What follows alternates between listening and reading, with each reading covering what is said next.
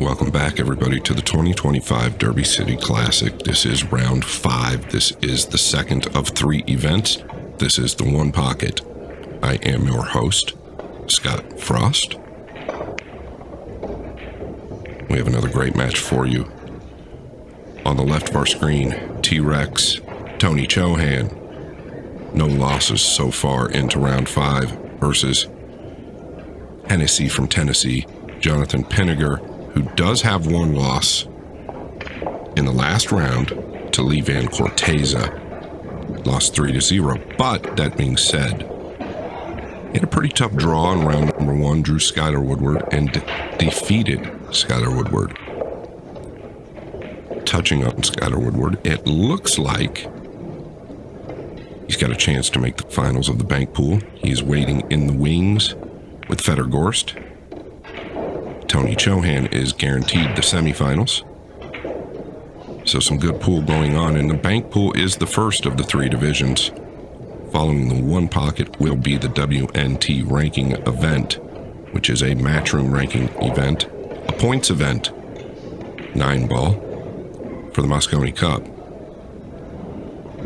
They lag for the break. Chohan's pocket will be the top right corner. It is a race to 3. 3-foul rule is in effect. The first person to make 8 of any ball in their pocket wins the game.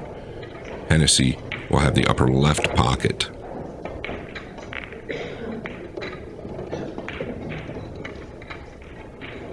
Immediately looking at the one, I feel it is too thin. Do not let Hennessy fool you. Yes, he takes his time, but he is a very, very good player. He's looking to bank this and stick him in the pile, and he'd like to connect with the 1.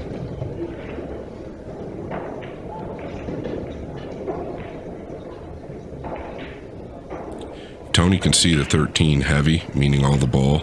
It's going to really hurt Pinegar there, and that's Hennessy's last name. It's Jonathan Pinegar.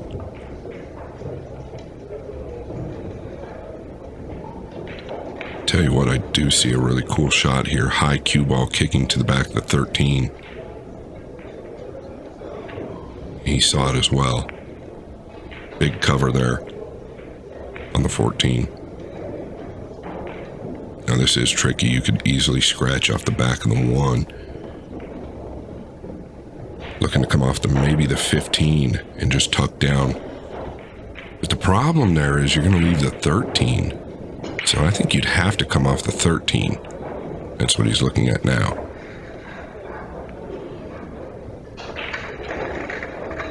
Real easy to scratch here. You can't hit it any better than this. You really cannot hit it any better than that. Great control.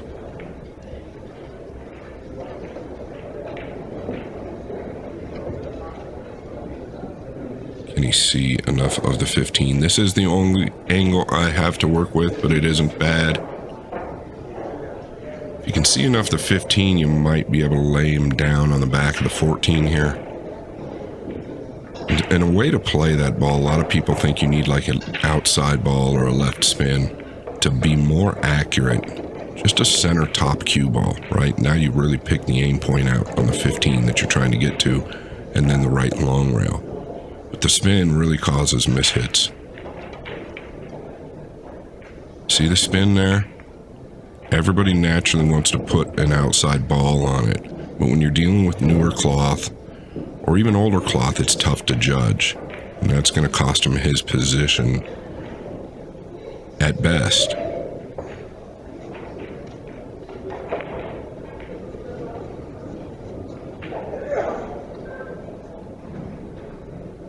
Now this is where Tony shines. He's looking to possibly bank the 9 to the bottom of the 7 and punch 1 rail into the back of the 1. I'd like to get another look at that, if possible. Let's take another look. I believe he kicks behind the 1. No, he got to the 1 first. Okay, I didn't think he could see it. Very good. Yeah, very, very good. Lost his position.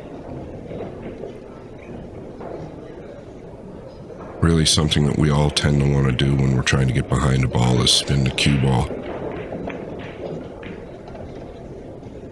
Is he looking at the 4-5? Does not look on from where I'm at. Can he bank the 15 twice to the 9? Wow. So he thought the 5 was on. It looked like it was going low all the time to me.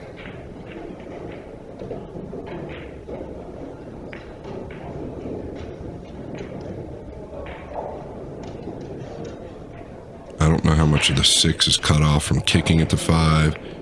He's looking at maybe coming off the 4.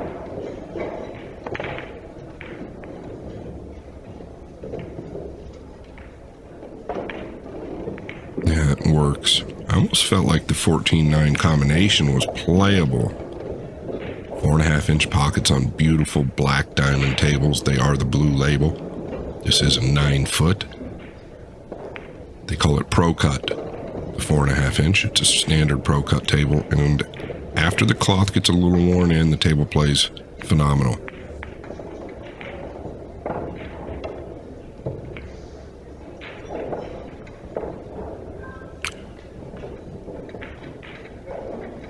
Yeah, and touching on the table, I don't believe there's a more consistent table in the world as far as how the rails play, the pocket cut, the deep shelf. Great for all cue sports. Looking at banking the 4-1 rail. Now, do you bank it heavy towards the 15 and 2? That way you can kind of control the cue ball a little better, or do you just bank it to make it? This is the problem. If he happens to fall on the 1, how many do you really get?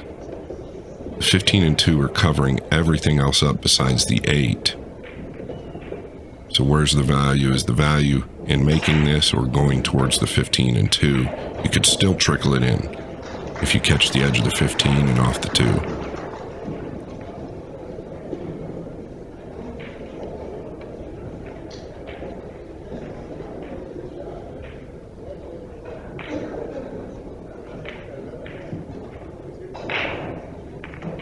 Well, if you can see all the 14, that's really where it's at. Yeah. That's the best way to open everything up to your side.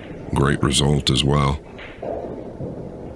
Really good result. The 11 is the biggest problem right now for Tony. It's easy to leave a return bank on the 11. Matter of fact, he might have to shoot through the 11 here and get him below the 2. He doesn't want to have to put the 11 on Pinegar's side. Good soft kick to the back of the 2, but he's going to come with something a little more powerful, I'm sure. Or try. It can be his downfall at times, but boy, when it's working.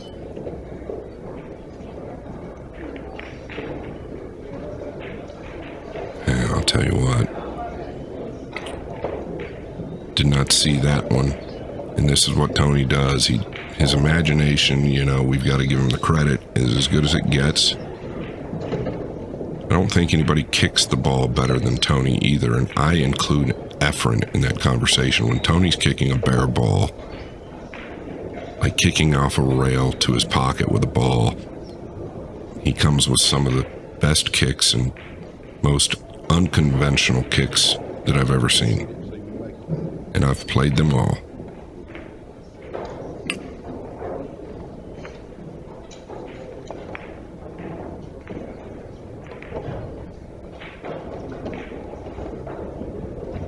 This is the part of Hennessy's game that a lot of people don't like.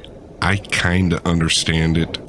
It's not intentional. This isn't how he is. Now, there are times where I feel like maybe he recognizes it gets to his opponent and it'll get a little worse, but he really does just evaluate.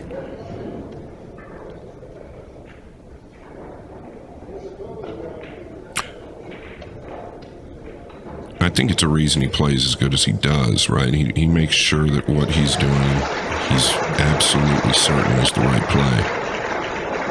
And in this game, to be honest with you, you know, not everybody sees the shot right away or knows the shot right away. So taking a little bit more time is warranted.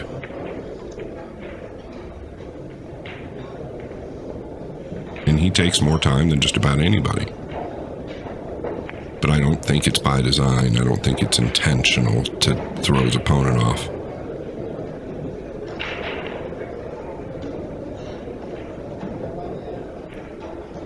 What do you do here? I don't know if you can get below the 9. Might just roll the 9 in. Doesn't want to hit the 6, but this isn't bad if it gets by. Tell you what, that isn't bad at all. Working hard to keep Chohan off a shot.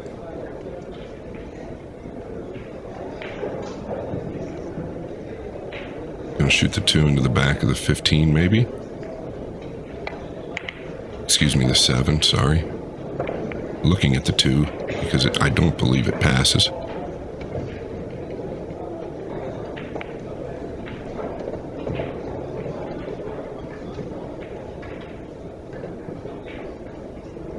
Yeah, no, Pinegar would like to get back down here in this lower right corner.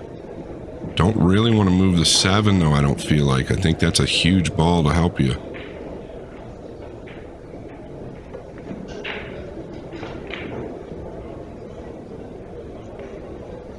Not the end of the world. It's pretty good. Now Tony's really got to be careful, because I do believe the 11 banks if he finishes just above the 7 somewhere with the cue ball.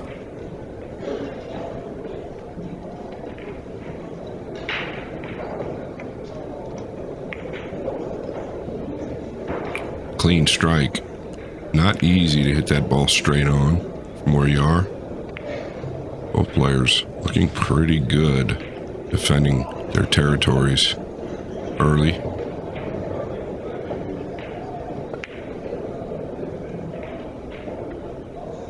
Just going to come off the right side of the 1, I'm thinking.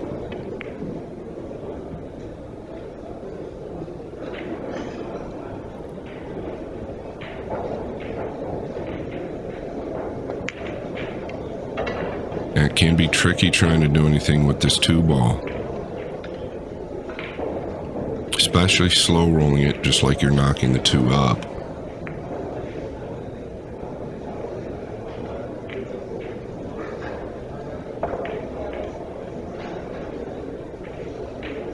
Is he drawing over a little bit or just spinning past the 2 here?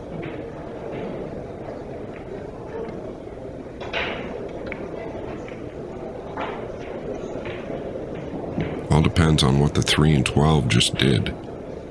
Those go in Tony's pocket, then he's going to have to come off of those most likely. Yes, they must play.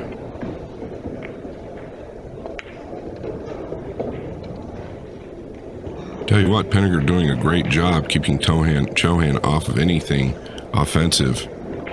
Chohan. It's tough to keep Chohan off the aggressive.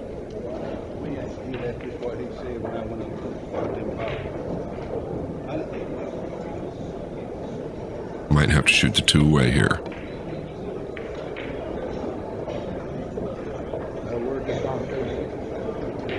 I don't know, can he get to the 3? I don't know if that's any good anyway. The 13 does play in Tony's pocket. Testing him if he gets him down here. I don't know about that. You've done such a good job keeping Tony off the offensive here.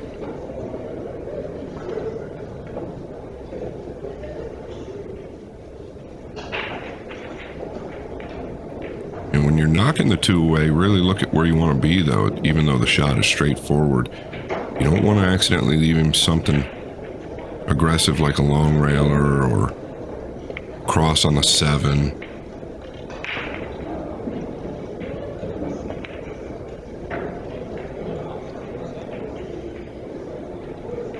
You rarely see this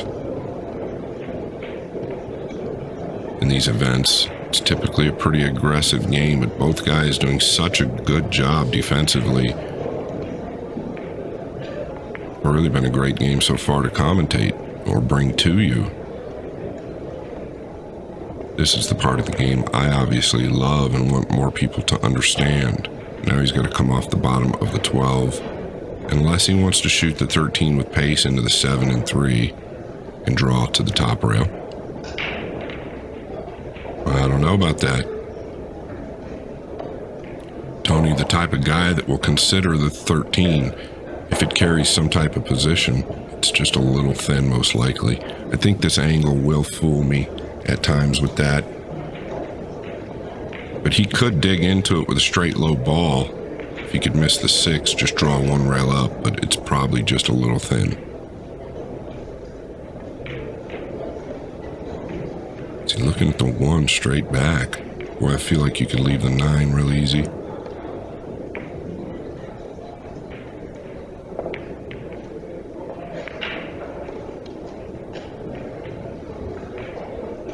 Yeah, now these balls on Hennessy's side, that big cluster there, not really helping him and not gonna help him, could hinder him.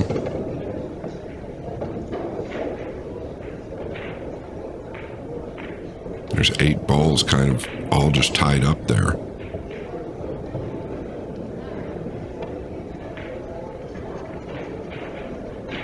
I wouldn't have a problem shooting into the 4, into the 2, and drawing back. Just try and open some stuff up, because they're not going to help you. They're just going to provide Tony cover and maybe going to his pocket in the next 2 or 3 innings. And he can get behind something on that side.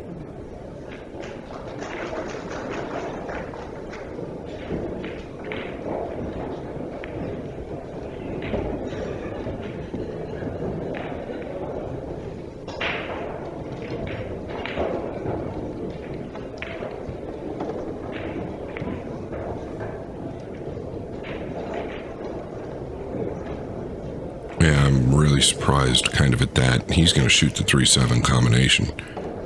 And once I was just talking about, if he gets on the 3, he can get on those balls on the left side. They go in Tony's pocket. They don't in Pinegar's.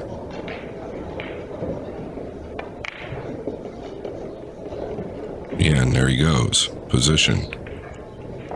Might not be perfect, but he's got it.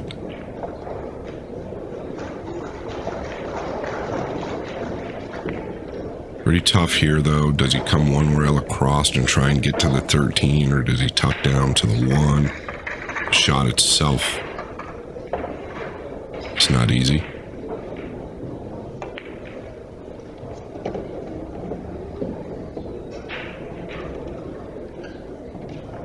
Yeah, did not want to be completely elevated over the 9, but as long as he's not tracking towards the 2, this is okay.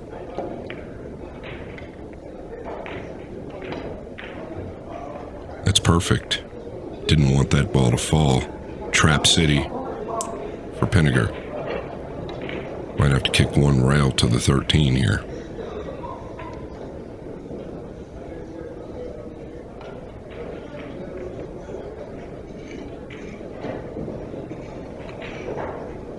Chohan leading 2 balls to 1. This is game number 1. Chohan, no losses into round 5. And in the semifinals of the bank pool.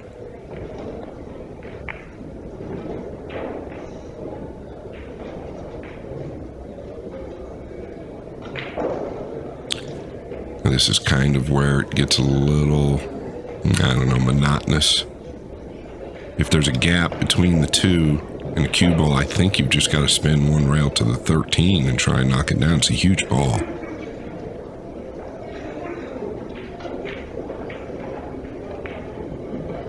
And he knows this.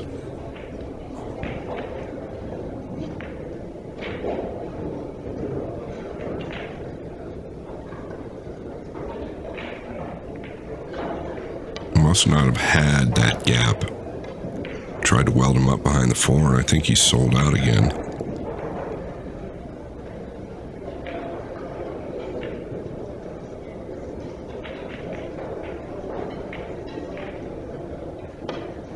And just cutting the 4 to the 13. It's a big ball here.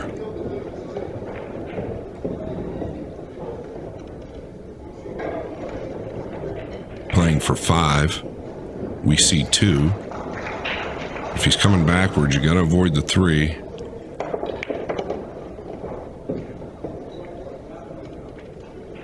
It's not bad. Just to get that high is not terrible. Looking at maybe cutting the 14 here.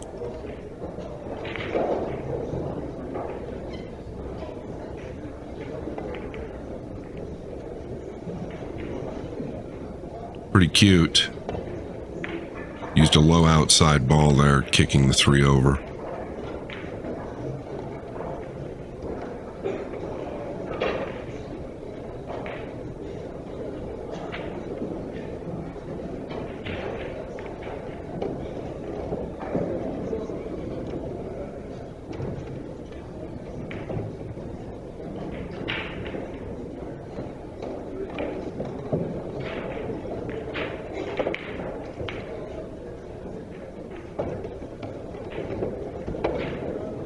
Never seems to fail when we try to get balls back down table, or up table, I should say.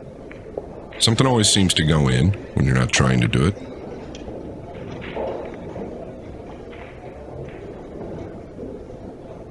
Would not be surprised to see Pinegar get a little more aggressive here in the next few innings. He's got to make something happen. Typically not going to beat Chohan to the shot.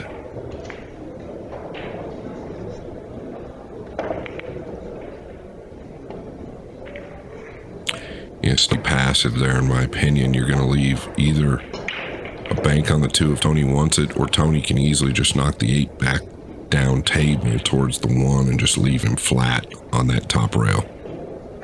Now with a 5-1 ball lead, I don't think he'd take chances.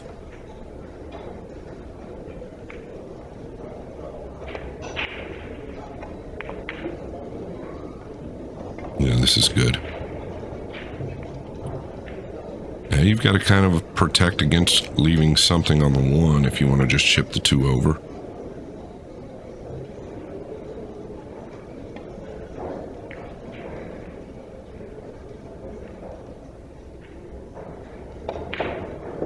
Yeah, and you've got to protect against the 2 as well. So that was always going to be a little tough. I don't know if Tony can hold the 2 here. I don't know that it's crossable. I mean, it's crossable, but I don't think to the pocket. Looks like it's going high. Now, you don't have to shoot the 8 to the 2 here. You can just send the 8 back up table. Same shot he played before. Very good. Kept the 2 in a position where the 2 railer is just a little thin. I like what I see from Tony. Really playing lockdown. And that's when I think he's at his best. He's so aggressive, but when he can just pass up a shot or 2 and then use his creativity, keeping his opponent off the shot, that's when he's really dangerous. Watch out.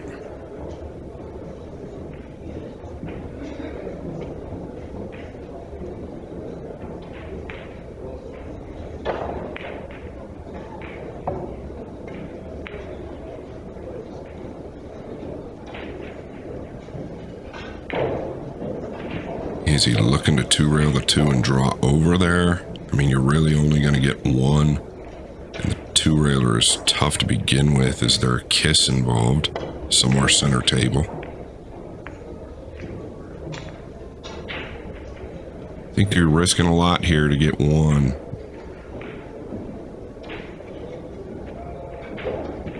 Now, if the cue ball was a little more to the right, I think the kiss kind of goes away and it's a little more natural to the 2-railer. Yeah, he had to draw out of it because the kiss was there. Now he's left the 1.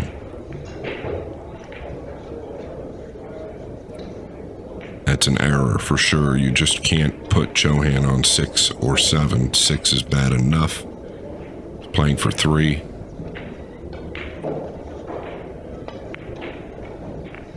So he was playing a ball there really to get no more.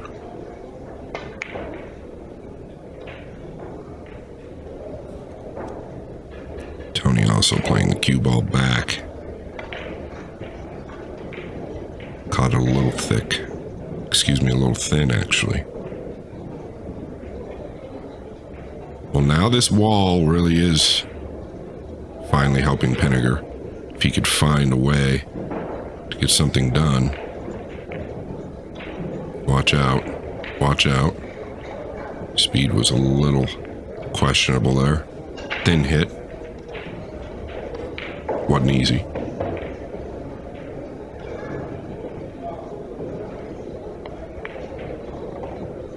Can you just float off the 12 down in behind the 3?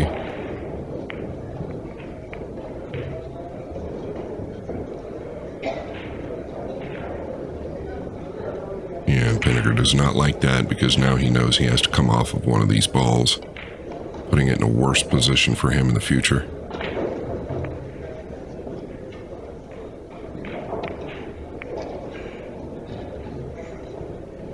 Good cue ball.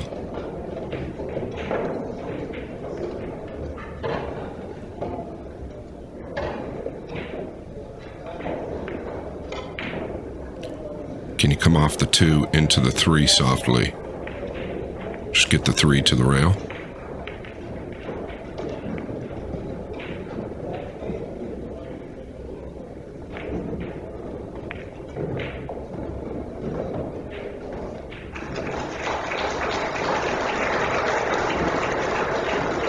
Wow. Really thin hit there. I actually felt like that was pretty dangerous. If he catches it any thinner, he could go into the top left corner. Looking at kicking the 12. What about 2-railing the 10 with max right spin and just going into the back of the 12? Not a high ball, a center right ball. 2-railing the 10. Well, I feel like this kick is tougher. Yeah, he's hit it great. Doesn't have the pace. Yeah, I just felt like there was more value there with the 10. You could gain position.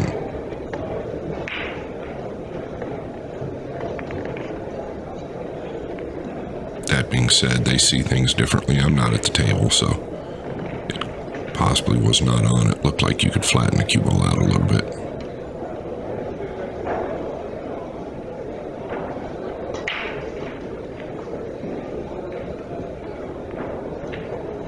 I don't see much here. Aggressive.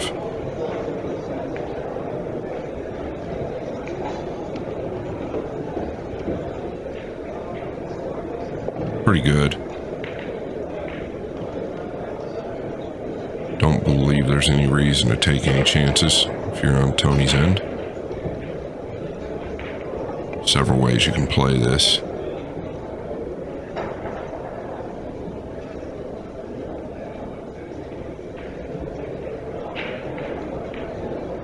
I've actually finished in a little bit of a funny position, but I don't believe that he can bank the 10. I think the lower right corner is a scratch.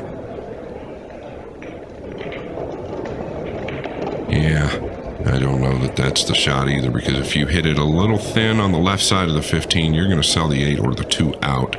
If you hit it thick on the right side, the 15 will crash into the 8. You can sell that out.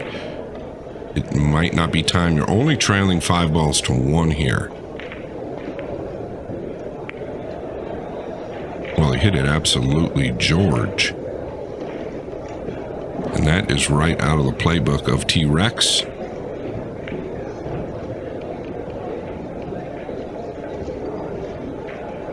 Yeah, take another look. I mean, really, this is good as you can do. Could have gone bad. Not when you're accurate like that.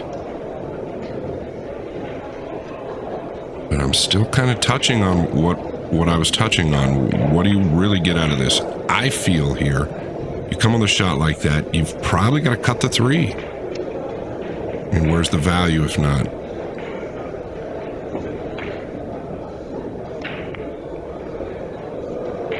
Yeah, very good. So 2 from nowhere. This is where the 5 shows up.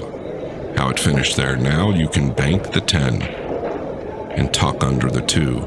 This is going to be a low, extreme outside ball. You just don't want to overhit it. Is he going to cross the face of the 2 and go into the 8? You only get 1 there. I'm surprised there was so much value in the 10. Wow. Okay.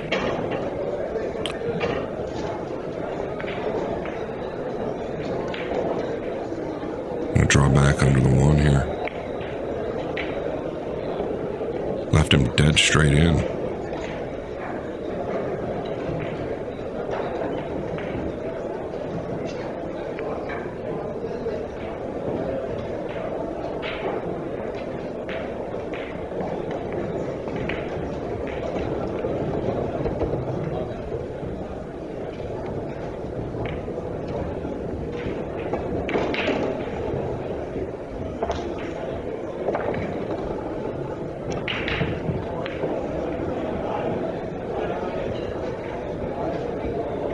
Okay, so where Pinegar could have used the 10 in his favor and the 5 in his favor. And what a great shot by Tony. Look at the pace. If you bank the 10, talking about Pinegar, versus crossing that ball, you really risk selling nothing out. But it's actually a shot selection choice that was a little haphazard, and it's going to cost him game number 1. After he fought pretty hard to stay in the game. And I felt like his decision was pretty quick for him. Typically, it takes quite a bit of time measuring out the right shot and the wrong shot. I know he looked at the 10, but ended up going at the cross and cost him. Chohan wins game number 1.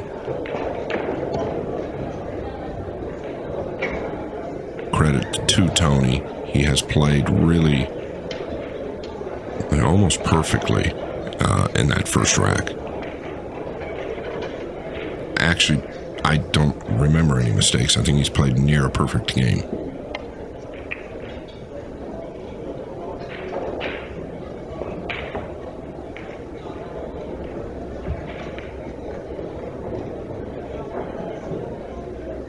Yeah, this is big trouble, Little China, for Hennessy if Tony can kick at the 2 here.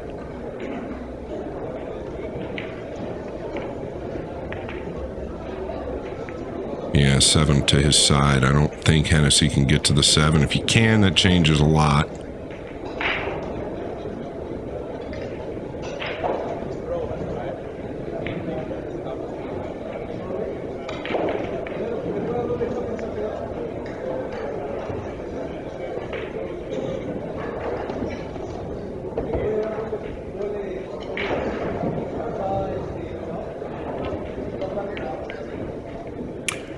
Okay, that changes everything. He was able to get to the bottom half of the 7. Cut him off from the 2 as well. Tony's so good at the kick shot, he still might kick to the back of the 2.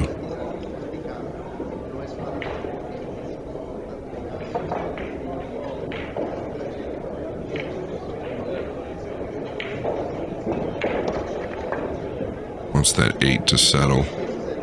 Yeah. Don't know if that really plays in his pocket or not.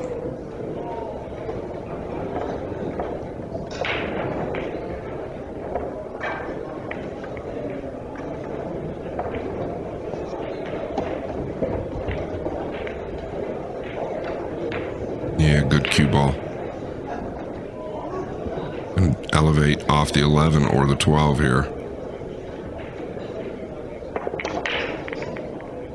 Very good cue ball. Opened everything up as well to his side. Left him parallel with the 7. That changes a lot. It was a big shot right there.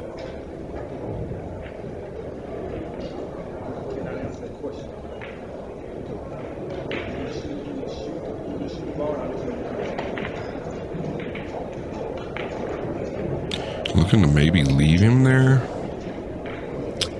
I just don't know. Just doesn't feel like there's a lot to protect against here. Meaning, wherever you leave Tony, he's going to find a way out. There's nothing incredibly threatening at Pinegar's pocket. Unless you can glue him to the back of the 6 and 7. Yeah, I think he had to spin that a little bit. Couldn't quite get to it. Now Tony can come off the 12 or the 10. Get him behind the 2.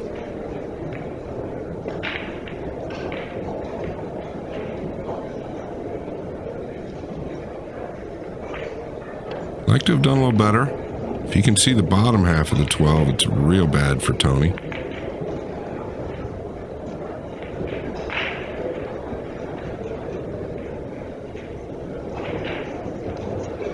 I shouldn't say real bad, but he could glue him to the back of the 6 and 7. Looks like he's got to spin it or draw it.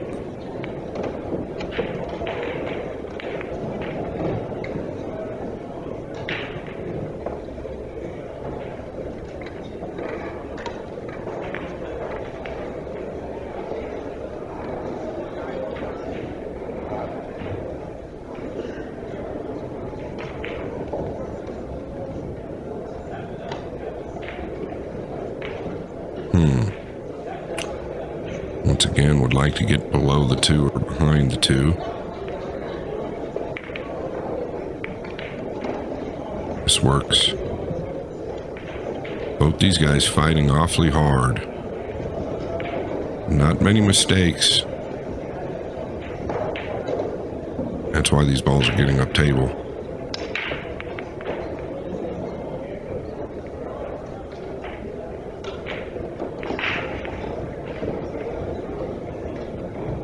Good cue ball. Now gonna kick to the 2. I thought he might have done this earlier. Yeah, caught it a little thin. It's gonna be okay.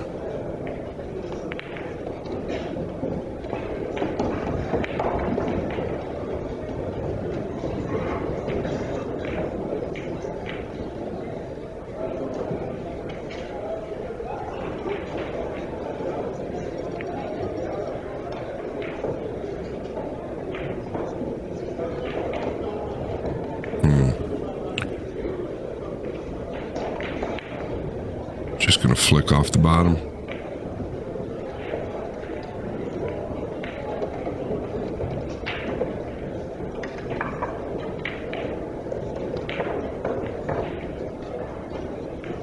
I don't know that he can shoot straight at the 6, sending the 13 up table, because he might catch a piece of the 7 with the 6, and now just looking to come off the bottom again, unless he's afraid he'll leave some type of cross corner. You got to be a little careful.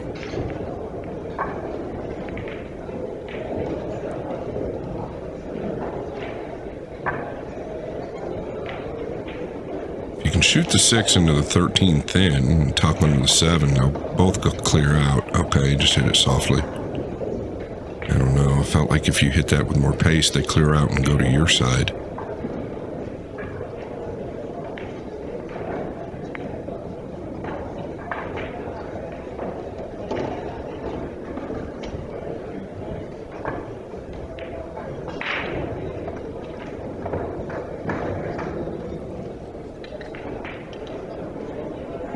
Now he's got to shoot the 7 away.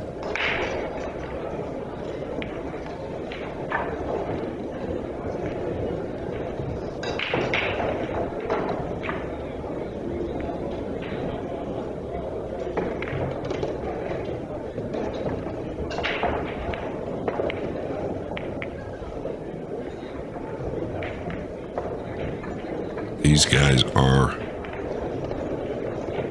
fighting.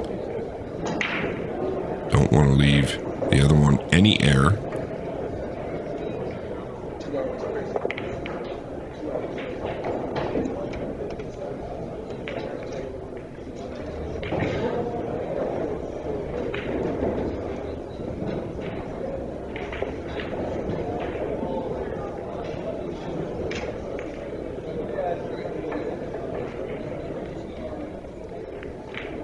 He clearly banked this ball. Did not want to knock the 14 in. Just a smooth twist with a tip of right here. I'd play a pretty free cue ball if you miss this. Obviously, you want to miss it short. Well, he didn't play it at all, so very passive. I didn't think there was anything in the way there. And I thought he could just stun over below the 9 to the bottom rail.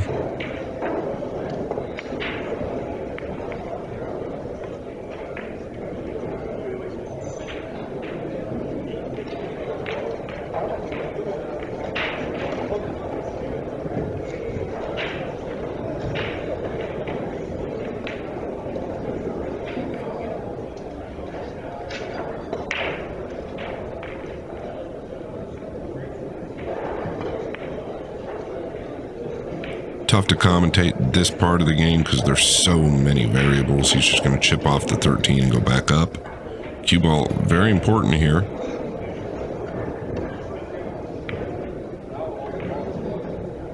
Tony doesn't have to take a chance. He could shoot the 1 into the 14 and draw back up.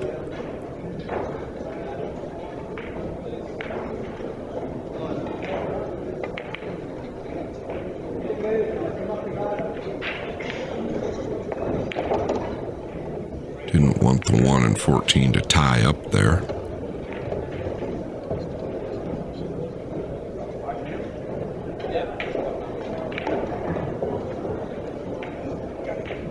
And this is turning into a full-on wedge.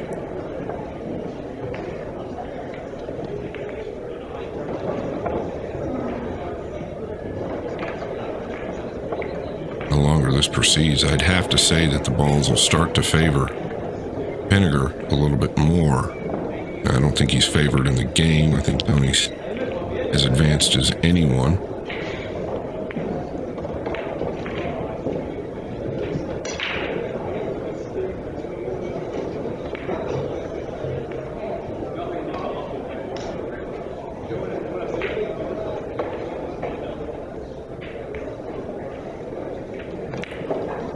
Is there any value to banking the 13 to your pocket? The 11 is a huge ball to sell out.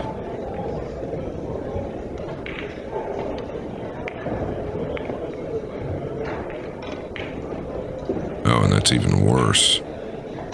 So, a little interesting, kind of seems to push the issue when he shouldn't push the issue. That being said, I can't knock him much because he's played real good defensively. It's hard to fault somebody for going when they think they can do something good.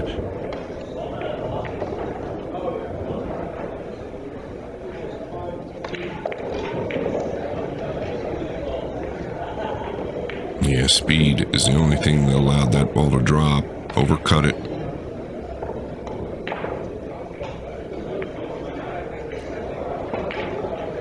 So Pinegar kind of escapes there where I thought Tony might be able to get 3.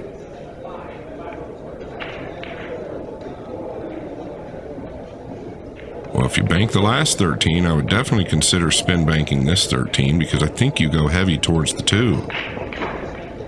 Okay.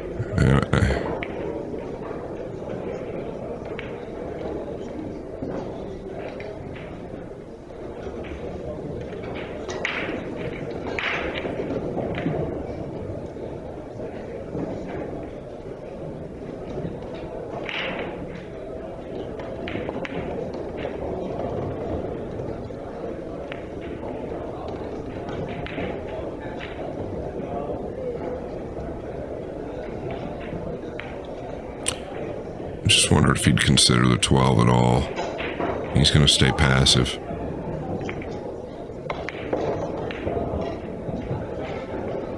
Boy, was he in that bad a spot?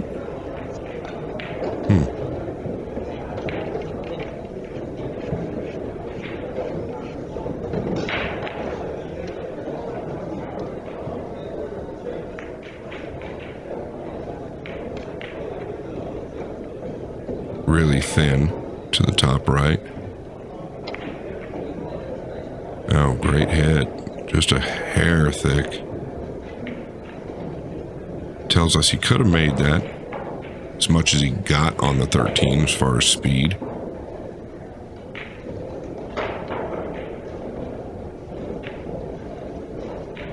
Is he worried about the 5 and 12 here? If he crosses this, I think he's got to cross it.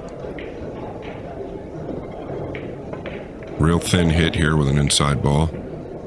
Caught it a little heavy.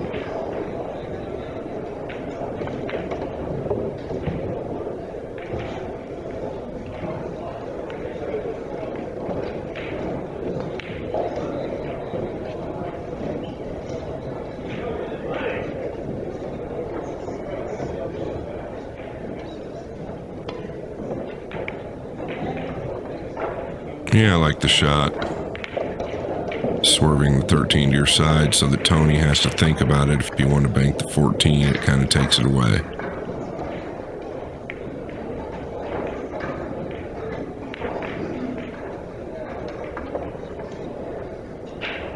When to start to roll towards the 2, or even kick to the back of the 2, sending the 2 towards the 14, the cue ball just kind of sucks up under the 7.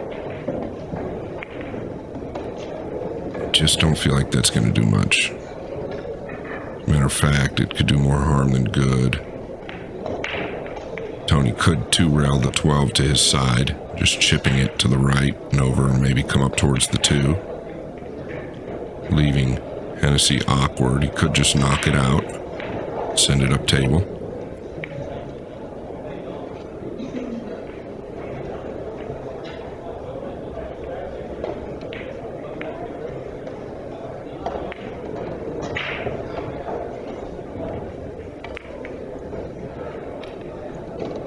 Kind of a teaser here as well.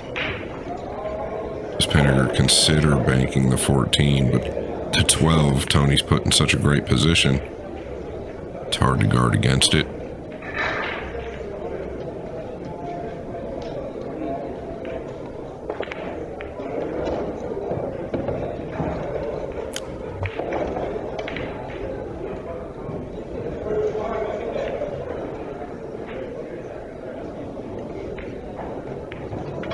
I don't know that I would bank this with a low ball and try to draw to the 15, though. If you're going to shoot it, I think, yeah, level out. Not bad.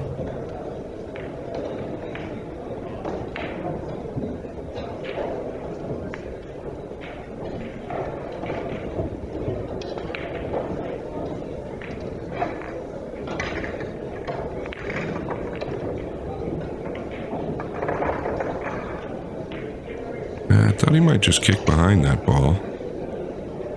Knock it back up table. So I think he's left across corner now.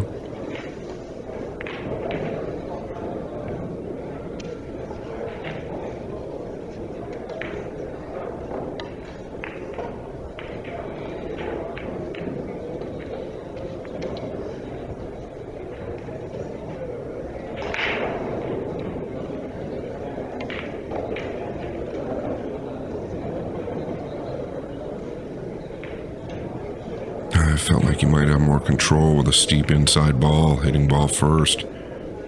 I think the combination is on. Does it even carry natural position? Angle could fool us a bit here. We'll find out soon.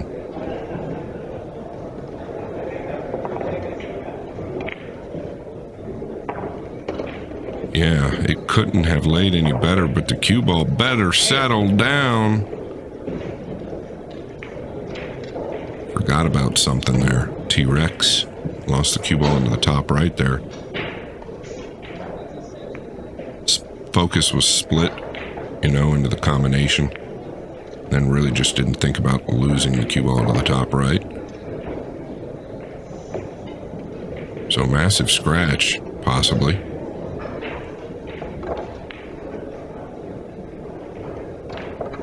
Yeah, the cue ball just went directly through the 5. He used a straight top ball, really worried about the accuracy of the combination, never really considered scratching, but the pace was always on to scratch. That's what happens. You kind of just tend to forget about what cue ball's going to do there when you're focused on the combination. You'd like to chip or clip the bottom of these balls. Talk about splitting focus. Easy to happen to miss this object ball if you're really dialed into connecting with the two balls on the spot.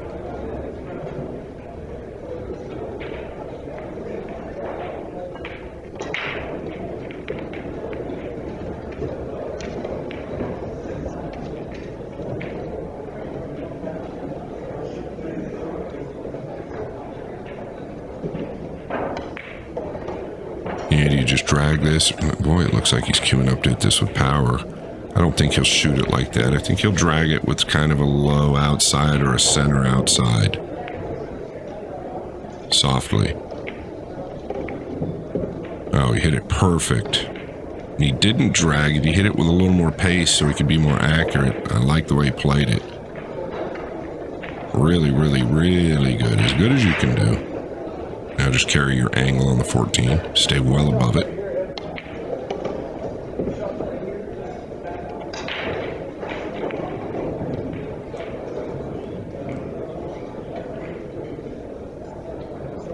Yeah, so Chohan goes from basically a huge ball lead, winning the game really in total control, to now going to be way behind. I believe Pinegar can get at least 2 from here.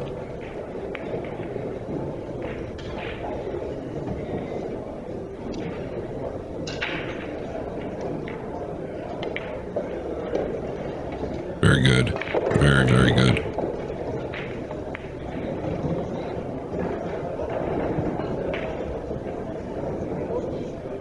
All of his work is from above, right? He takes all the time from above. Once he's down on the ball, there's not any time taken. Just get in a crossbank position unless you think you can tuck down below the 5, drawing to the left long rail. But you've done enough damage here. Don't force anything. Don't create some type of a miss by trying to do something too cute. Yeah, very good. Now maybe steep enough where he can actually come over into the 15 here, unless he thinks he's gotten too steep, or the kiss is on. Yeah, maybe a little steep, but boy, if he can avoid the kiss and come into the 15 here in the lower left corner, big benefits to it. Now he's drawing this ball.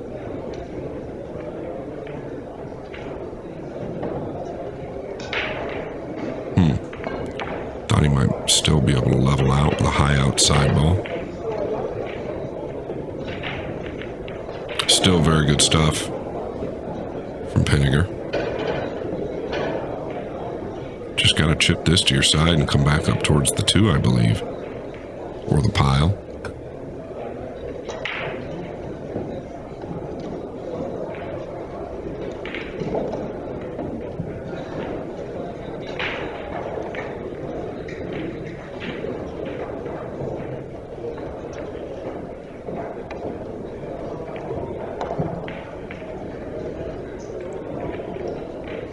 I think you want to get in that a little heavier. You're never going to really make the ball. Can't get the speed on it. So he's gotten Chohan's attention now.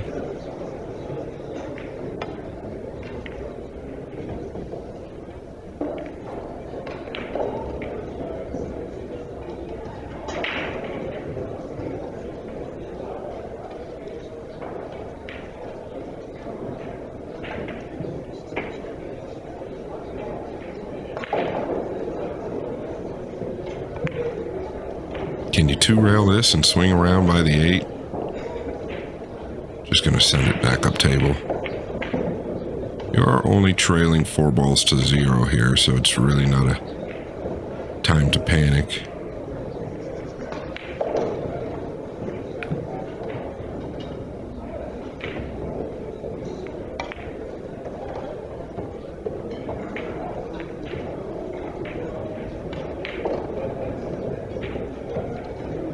Once again, I think you can kick the 5 over towards the 8. I don't see any way of selling out behind the 2. Just rolling up on it's okay.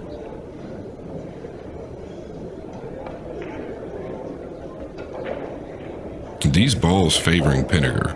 I love the wedge. I'm pretty educated on it. And I'm a firm believer that the lower left corner, if my pocket is in the top right, is more powerful for the wedge. If you know how to utilize it. Now, there's obviously a lot of variables in there. But the goal is to keep them long and on the rail and sooner or later earn a spot shot, allowing them to knock one of them in. When Harrison was playing, yeah, he'd sit in the front row. Exactly like this. You can utilize it to make one for yourself. Now Tony's got a guard against the 11.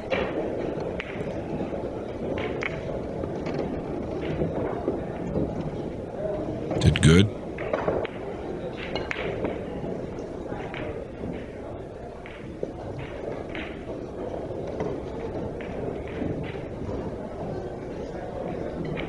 Yeah, I don't think you have to run away from this lower left corner. Unless the 2-5 is on to Tony's side, but you could just rub the bottom of the 2, I believe.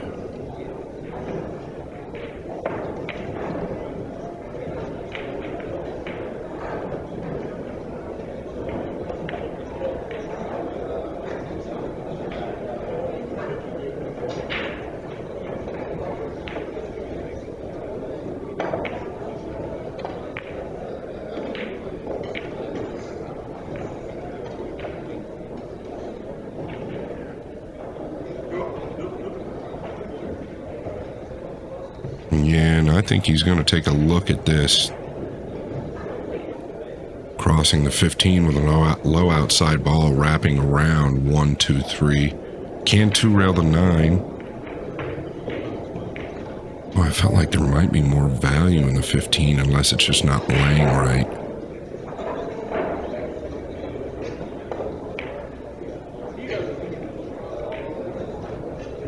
Yeah, I'm really surprised. He typically likes to cross that 15 that's just past the 11 with a low outside ball.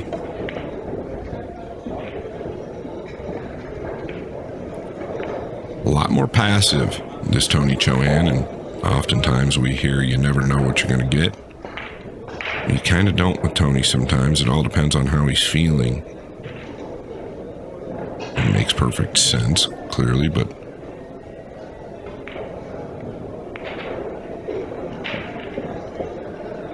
two-railing the 3 here. Be careful. Be careful. Great cue ball. Great cue ball.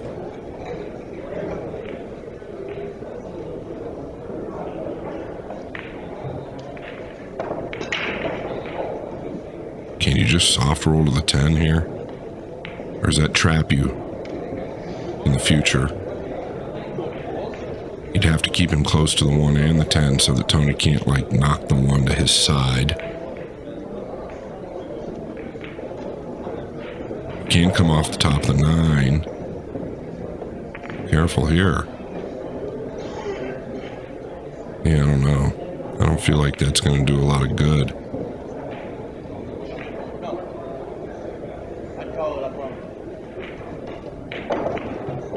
I think Tony asked him if he double hit the 1. I don't think he did. Is he looking at kicking the 9? This is where I think he's the best in the world. It's an extreme low right ball. Wants to come in steep.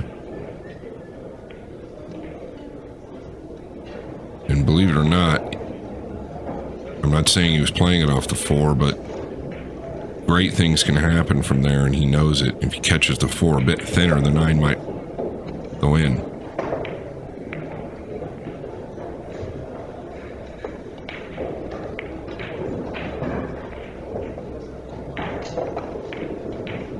Yeah, pretty passive again. He's definitely going to look at the 1. Can he get under the 10? You just don't want to leave the 8.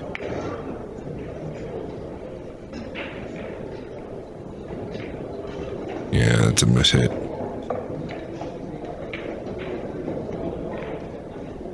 I'm going to catch it a little thinner than that.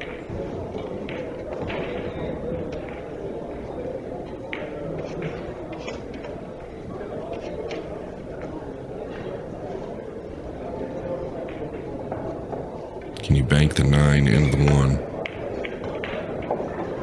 Oh, very good. Very, very good. Got the 1 out of play. The 9 and 3 are tied up. He did a lot right there. Now, all due to a little bit of a miss hit on the 1 by Chohan.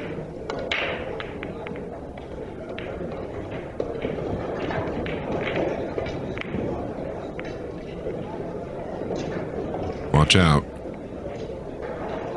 Oh, my goodness. You really thread the needle there. Clip on the 1, he scratches.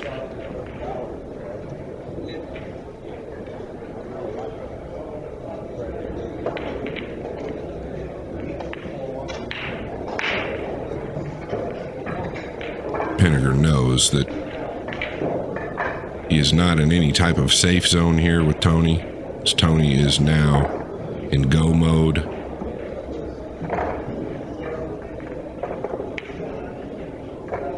This is a better hit. It avoids the spot balls. Still not the end of the world, in my opinion. Sometimes you have to give up a shot to get one. Don't know how awkward the queuing is. You can clearly make the 9 with position, but if the queuing is awkward, you can also sell out.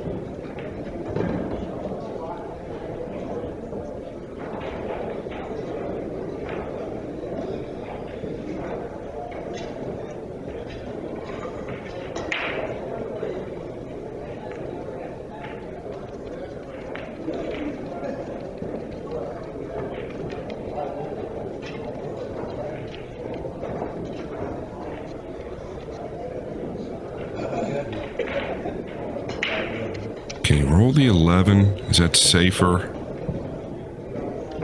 than kind of punching the 9? It's hard to tell. I got to see how he can cue. Yeah, this is... Rolling the 11 is tough because he's going to be over the 7. He's over the 7 a little bit anyway. Going at the 9 here.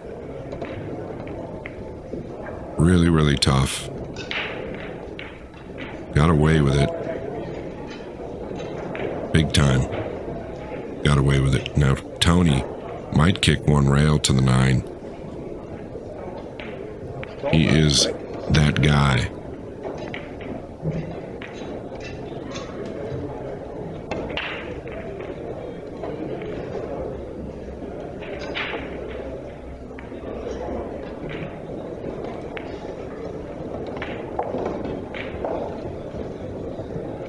Yeah, can he kick it over to his side to kick bank?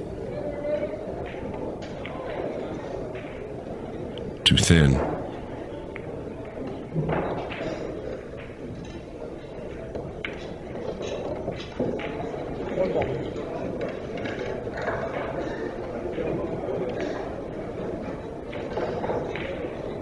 Everything favoring Tony now. I believe the 4 passes the 3, so if Pinegar wanted to try to shoot the 5 up in the corner, it's danger. Can he get enough of the 8 to twist it to his side of the table?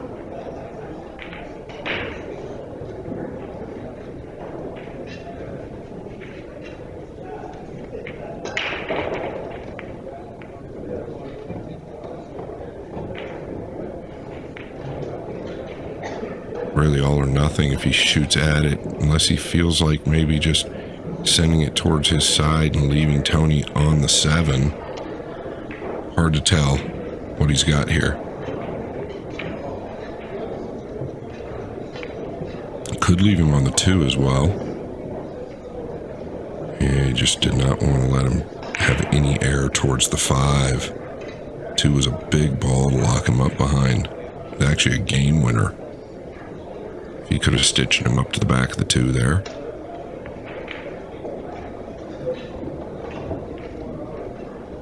So that's a pretty big error, because it really was a game winner. So Tony going to chip the 5 over.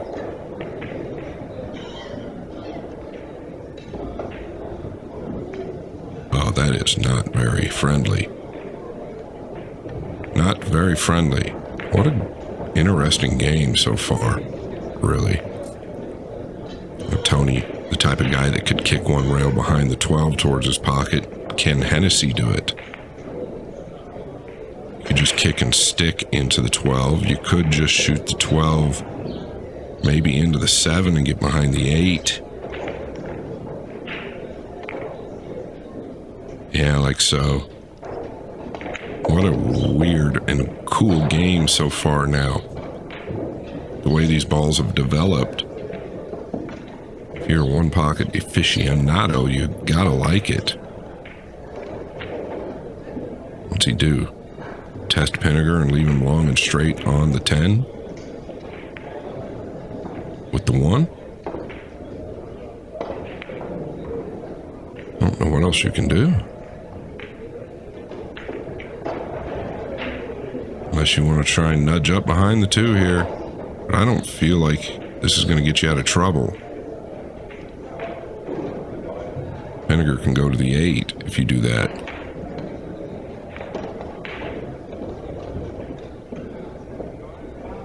Go ahead and roll it in if you'd like.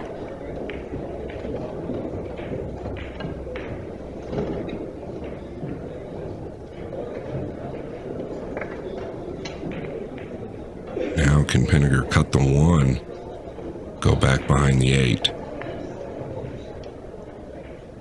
and 2. You know, anywhere in the lower left corner, I think you're pretty free. The 2, a big ball to cover Tony up from getting to the 3 or 4. You don't even have to play the 1 to make it, really. Just cutting it past the 10. Well, I feel like doing it. And does he not see it? How do you keep Tony off the 15 here? Are you just soft kicking to the back of the 5?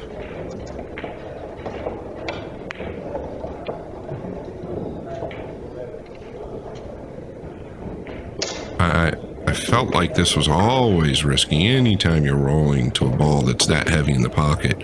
He didn't see the 1 because it was really pretty free to just cut the 1 past the 10, and the angle he had was pretty natural to just play the cue ball over behind the 8 and 2.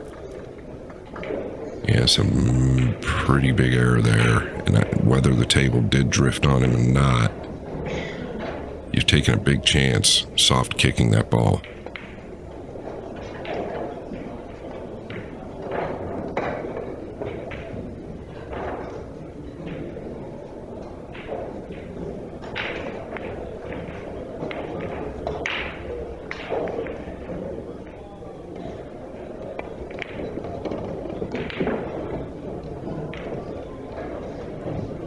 Yeah, I don't know. I think you can just draw back.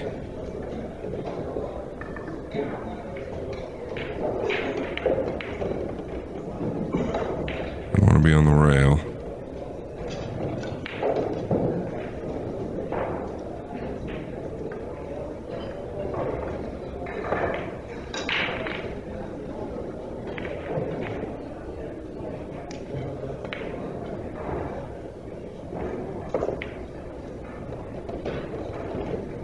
So the 4 must go. Yeah. It all kind of started with the ball in hand shot. Then he got flat on the 5. Then got steep on this ball. Now elevated over the 2.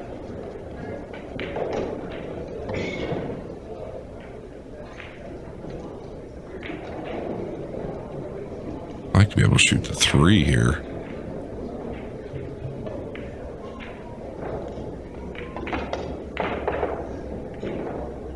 Carries a little bit better cue ball for sure. Now looking at the 10. Boy, he had a lot of balls he could get.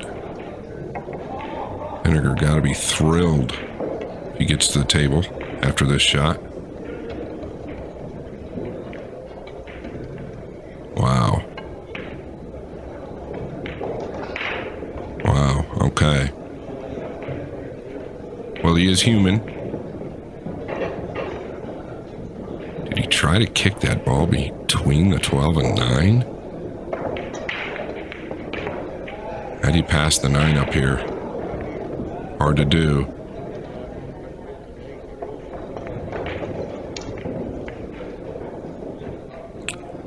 Yeah, I don't think that Pinegar has let go of the kick to the 5.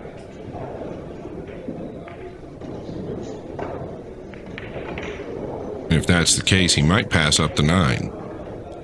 But really, if you're in a good frame of mind here, I feel like you have to bank at this 9.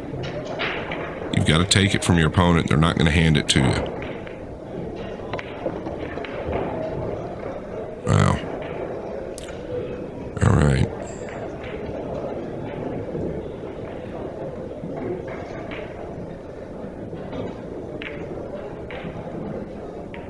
We will see in the future if that proves to be the right shot, but you go from a possible chance of winning the game to knowing that you're going to be in a pretty bad position.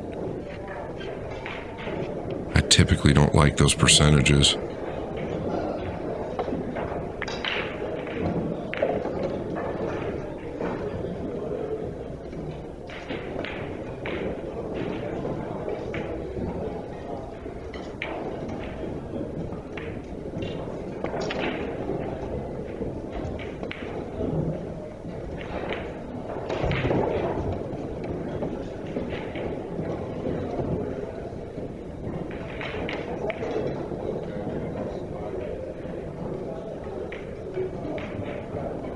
Well, very, very good.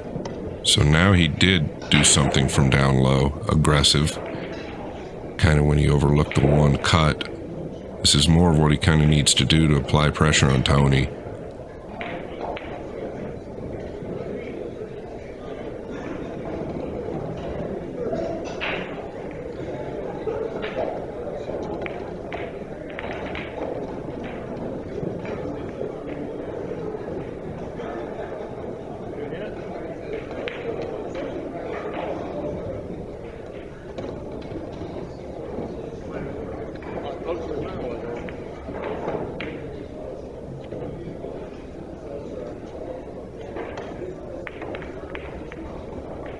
Can you get to the 7? Body language tells me no.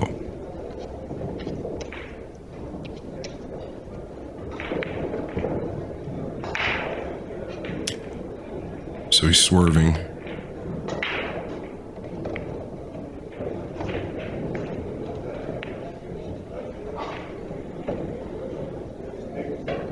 Oh boy.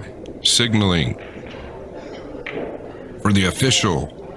Something going on. I mean, that's easy with that distance to over swerve because you're so close to the 2, so you know you've got to really spin it. And this cloth isn't brand new now. It's had a lot of play over the last several days. We're into the middle of the 1 pocket, so it's going to grab. It's not going to slide as much.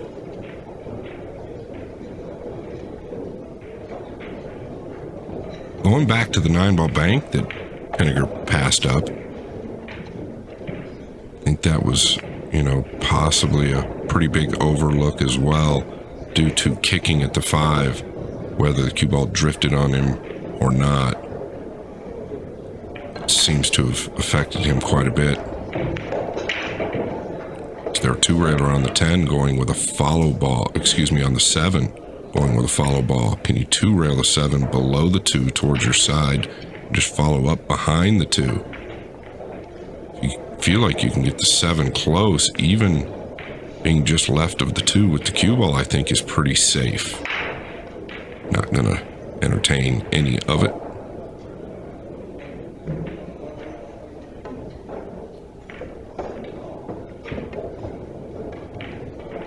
Oh yeah, very, very dangerous. I feel like Tony might take a look at the 8. To be honest, though, I actually thought he was catching the 8 on the inside of the ball, which I thought was risky. Did well to come back behind the 10. Here goes Tony.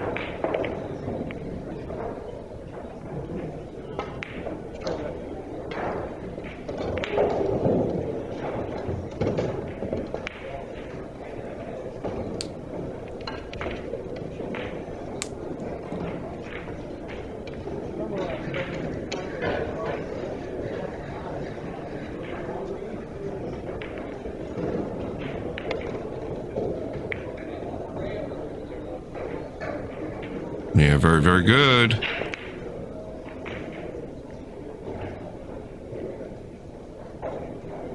Couldn't have hit it any better.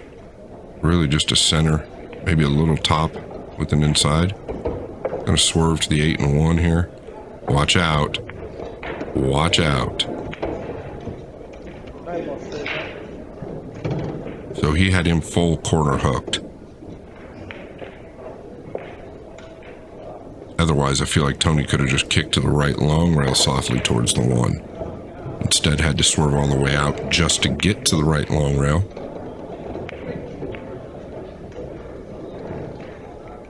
Crazy game this game has been.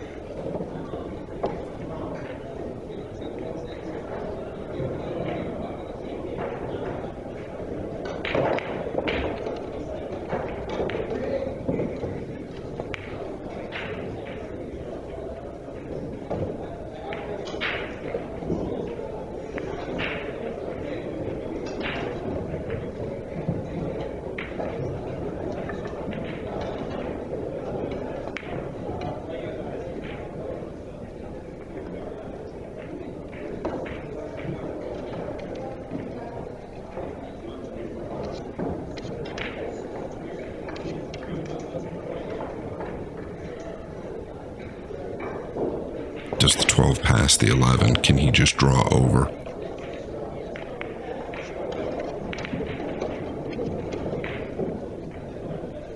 Below the left side pocket here.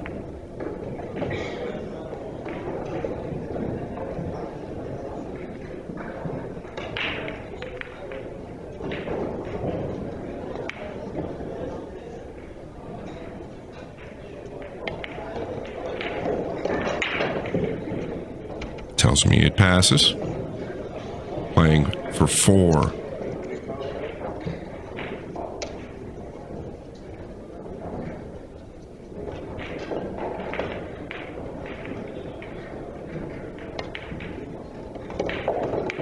And the really big turning point was when Tony played the combination scratched in the top right. He went from, I think, a 3-0, or at least a 3-0 ball lead, to giving Pinegar ball in hand.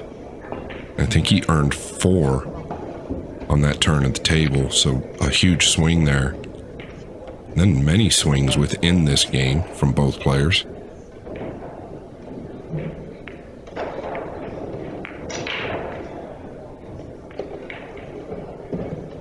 Did fall shallow on the 11 there, so he had to cut it and try and hold now.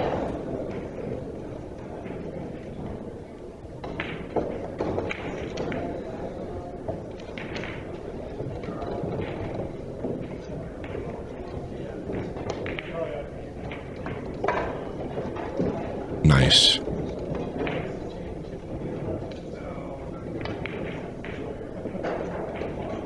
Playing for 1.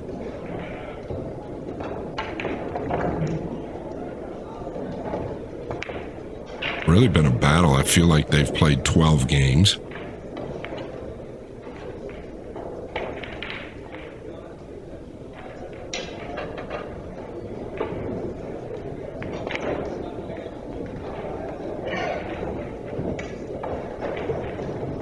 Yeah, to me, just a little interesting again. When you draw the cue ball on a bank, the bank becomes much more difficult.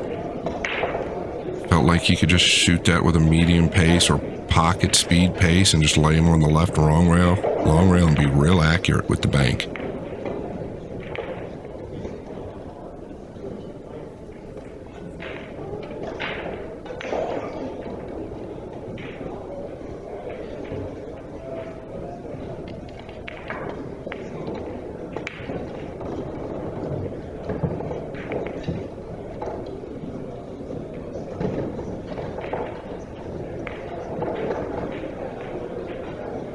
you see the 9? Acting like he can. This is kind of where the camera angle's a little more misleading, but I believe he can.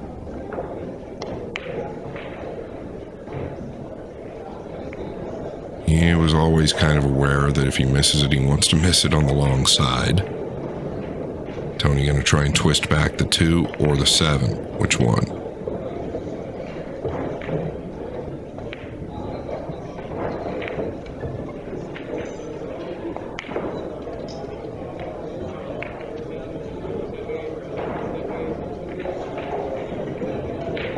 Yeah. Had to turn it quite a bit. Overturned it. Can kick to the 2 with a low ball, kind of like the kick and stick, and float your cue ball down a little bit.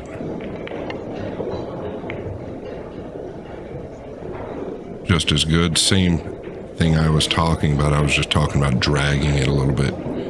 Same result. You might have got a little more out of the 2 with a low ball, dragging it.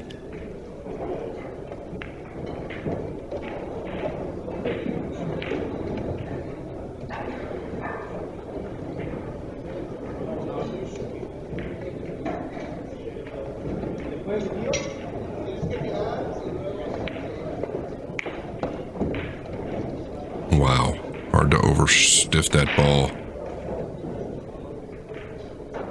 Can't fault him for shooting it at all. I mean, he is such a good bank pool player. He's behind in the game. Got to take a chance at some point. Hard to overstiff that ball. Gonna roll the 1, I believe. Just because you're closer to it. The 2 a little tougher.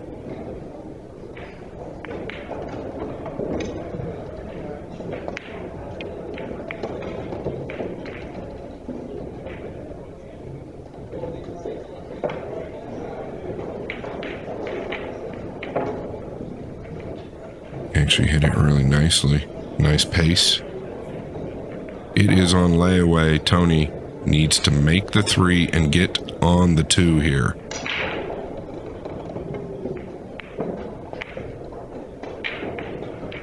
He just wanted to cinch the 3 now, taking a chance at the bank on the 2. I thought he might try to stun to the right side of the table, but I really like his choice there, ensuring the bank. Big bank here to keep his hopes alive in this rack. Wow. Wiggled it home. We still got action.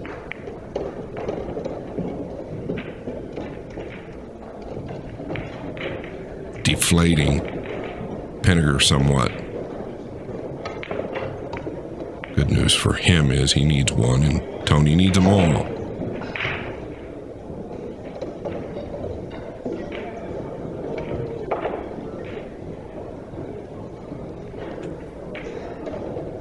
Why is the cue ball on the right side? Is he looking to cross this below the 1? Dangerous. You could lose the cue ball to the lower left. Or I'd consider just sending these up table. No way. Is he really looking at this? Oh, and he caught the 1 first. Not the end of the world. But a lot of times you can catch that ball a little thin and scratch in the lower left, and I guess that's probably why he caught the 1 first. He's trying to catch it real thick, the 2 ball. All right, can you draw over and kick the 2 over?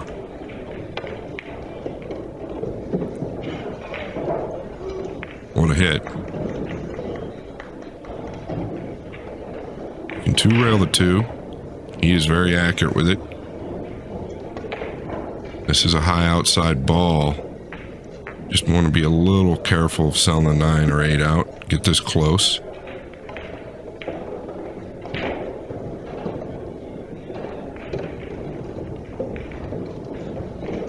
Oh, naughty, naughty boy. Got on the 8.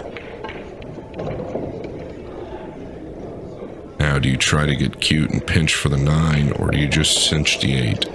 You are back in the game from nowhere.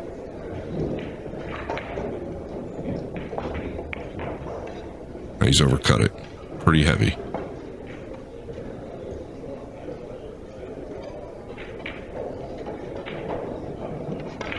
He did just try to cinch it, though, and I think that had a lot to do with overcutting it.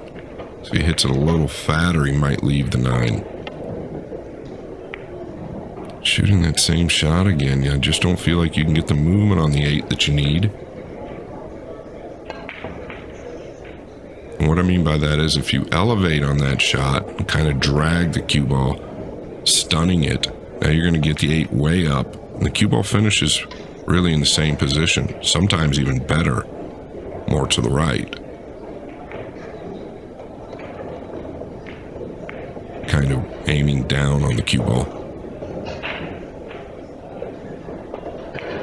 I was wondering if you could bank it. Oh.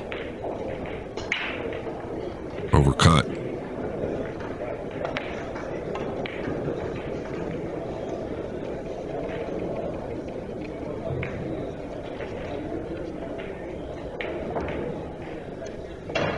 To tie the match up, really needs to get this down.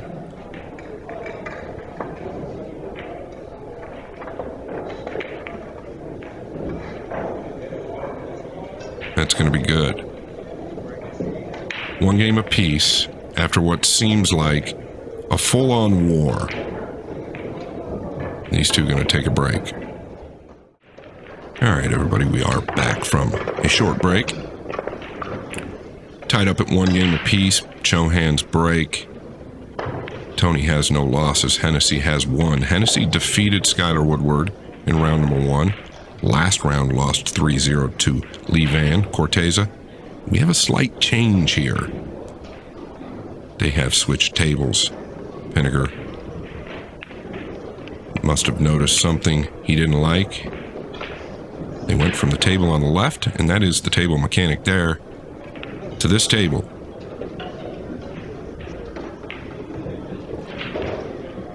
Not a terrible break. Good news for Pinegar is he can see the 3. Don't think he can see the 7, but this could be misleading me a bit.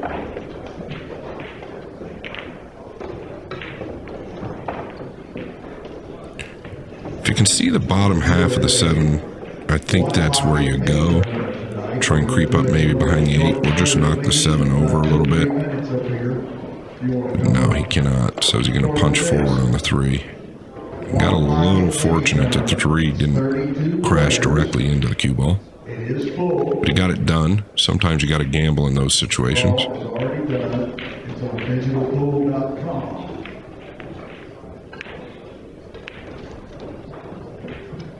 Yeah, can you 2-rail the 4 towards the pile, like towards the 5, and just stick under the 3? It's a little too steep. And kick at the 5. Just catch the top side here. The 11 might go. You're going to go into the 1. Yeah. Very cute T-Rex position on the 15. Notice he used a high ball as well. Does the 15 not go? But I just want to touch on that. He used a high ball. The cue ball opens up that way. And when it makes contact with the object ball, it slows the cue ball down. So high, once it comes off the rail, acts as a low ball. And the low, if you used a low ball, would act as a high and go through the object ball a bit more. Now that is kicking off the rail. So in a very dominant position here. And take another look, right? Straight top ball. It really slows the cue ball down once he makes contact with the first object ball. Never a threat of the cue ball selling out through the pile, and that's why great one-pocket players are so good at kicking to the stack. So they recognize the movement of the cue ball. And really recognize where the other balls are positioned within the pile. You can tell yourself, okay, if I hit the top side of this ball, my cue ball is going to track towards this ball, and it's never going to get anywhere else, so I'm good.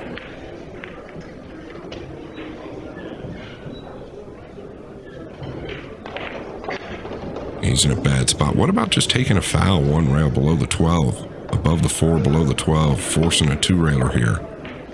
Oh, he did great with the cue ball. Did great with the cue ball and the object ball. What a strike. It looked a lot steeper to me. I felt like he was coming to the right side of the 8 and 12. Wow, what a big shot if the 3 passes. I believe it does. And a very high-level match. Oh, now he can draw to the 15. Just tickle the 15 here.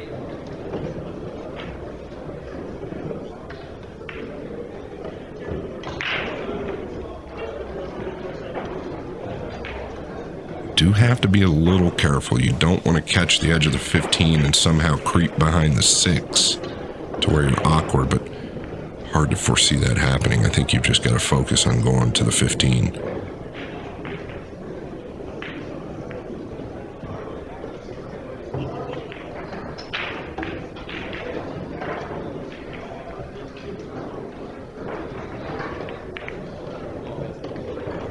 He caught the 5 a little bit first and it worked out.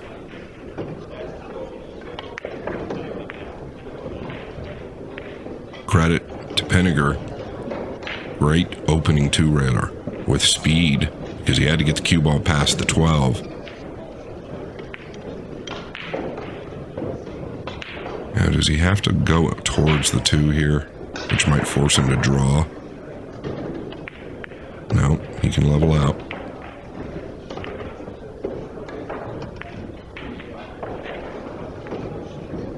You know, once he's down on the ball, there's no time taken. He's pretty quick. Just does a lot of work up above.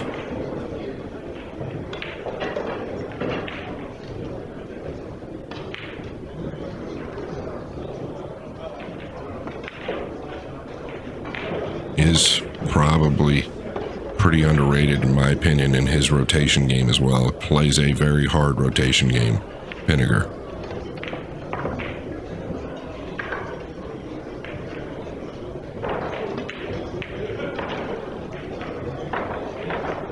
And a real big turnaround here, right?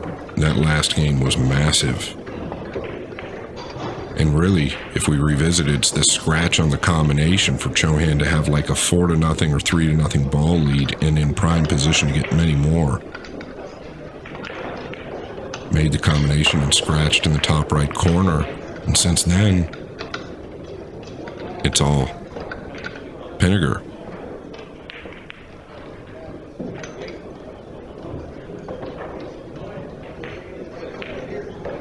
Is he real flat here to where he can't punch around for the 15 or the 2? Can't really draw out because of where the 9 and 13 are. Unless you think you can beat them on the low side. Okay. Pretty good. Pretty good. He got a lot out of it. Absolutely perfect. I would say that he's probably a better shot maker than Tony. Or close. I mean, they're very close. In the game of one pocket, I think they're close. Tony heads above Pinegar in the creative department and the knowledge as far as the game's concerned. I don't think Pinegar plays as much one pocket as the likes of Chohan or Pagalion or somebody like that, but when the balls are open, he's going to get them. He's playing for 1. There's a new leader in the clubhouse. It's the man at the table.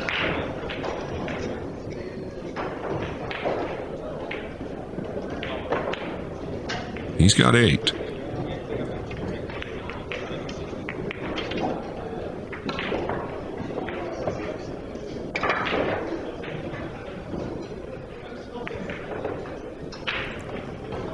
Yeah, what a big pressure swing for Chohan here. He never really felt like, if we can remember the combination that he scratched on in the top right corner, he never really felt like that was going to hurt him too badly because Pinegar only had a cut at 1 ball and there was 2 balls on the spot that he had to open up. But he had ball in hand and hit it perfectly. Opened those 2 balls up, got 4, and then really played pretty solid from there. And that's where the pressure started to get a little stronger on Chohan's end. Not that he's handled the heat incorrectly, but that pressure is there when there's a big swing like that. I don't care who you are. Tapping the 13 with the rack. Now, if I was Tony, I don't know that I would allow that.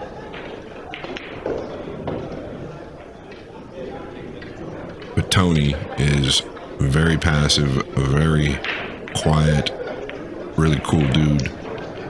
Doesn't show any emotion towards his opponent. I think that benefits him in a lot of ways.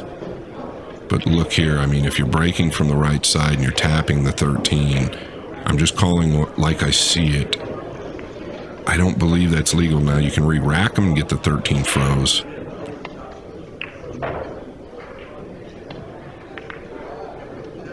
Point of that is he doesn't want the 13 coming out.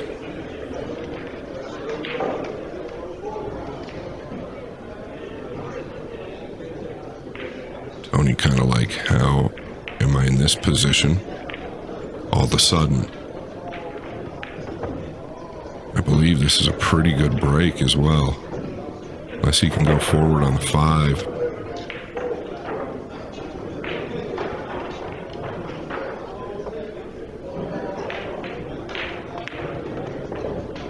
Can he clip off the 13 and tuck below the 6 and 7 or between them? He probably feels like he's got to make something happen here. Tony is one of the best after the break, as far as the break returns.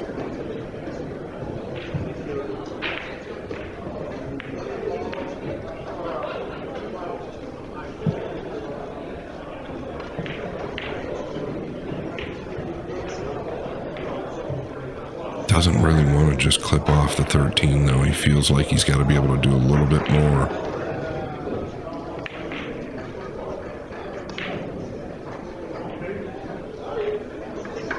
I mean, you might be able to shoot the 11 towards the back of the 7 and stick on the 10, but a lot going on there. Can you go forward on the 11? Oh, yeah. That'll get it done.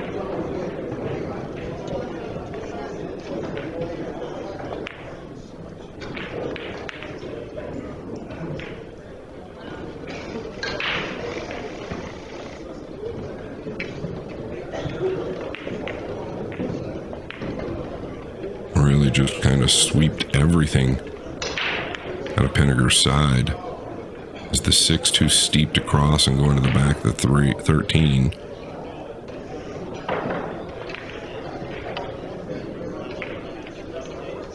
History repeats itself. I feel like he might just knock something up the table.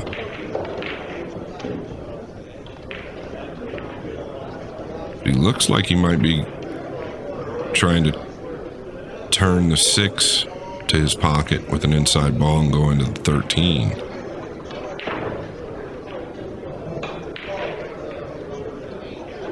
It's an extreme right ball here. And he's done good. I think he's kept Tony off the 11.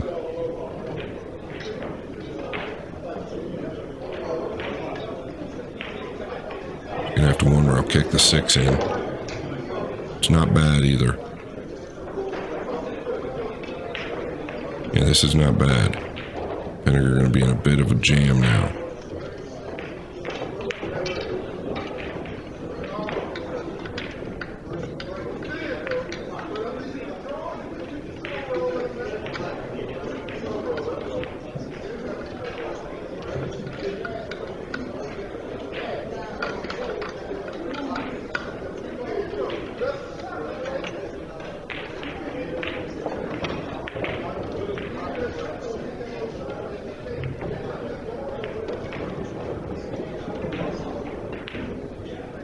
Yeah, and that tells us how big a jam he was really in. He couldn't do anything with a low ball.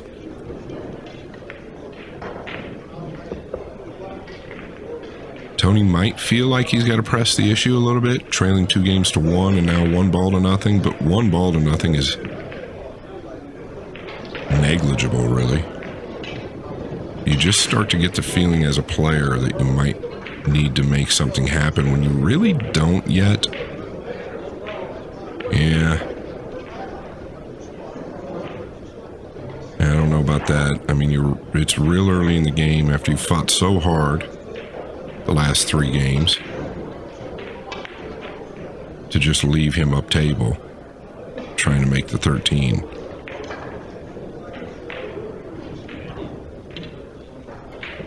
Obviously, I'm not saying it's the wrong shot,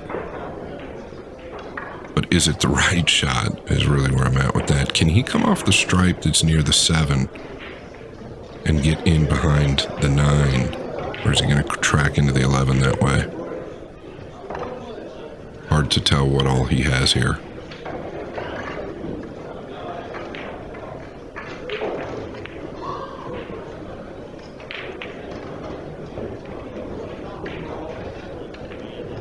I mean, we know he could clip off the 11 and, with an inside ball and get maybe towards the back of the 9, but there's just nothing real great that he can get behind.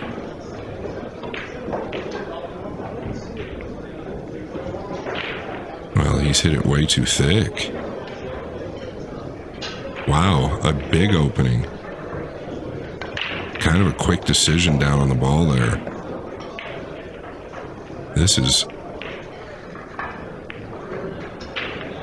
a great opportunity. He can go forward as well, I believe, and carry position on the 7 or maybe the 8.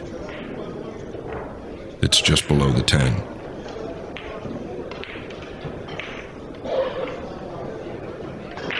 Oh, he's overcut this bank. He was maybe concerned about selling the 7 or the 8 out there. Those are balls that you have to make against players like Tony.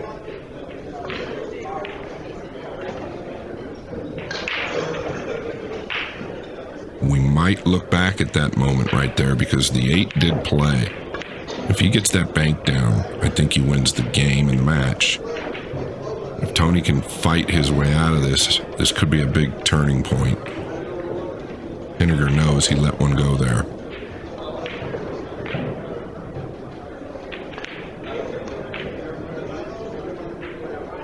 This is where Tony is great. Looks like he's in big trouble, but he finds ways out of it. Not only finds ways out of it, but he knows how to completely reverse games in this position.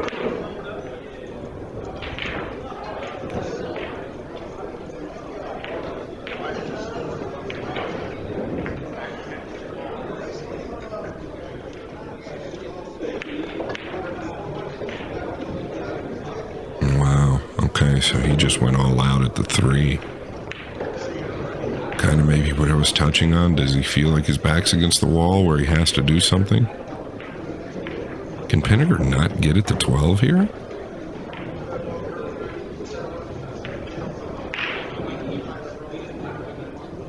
No, he's got to be able to spin to the 12, right?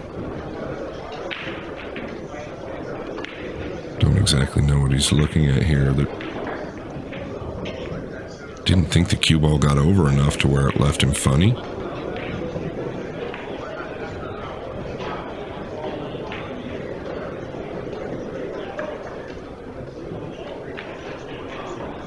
Is he just milking it? Okay, all along he could see the 12. I know this angle is not that bad.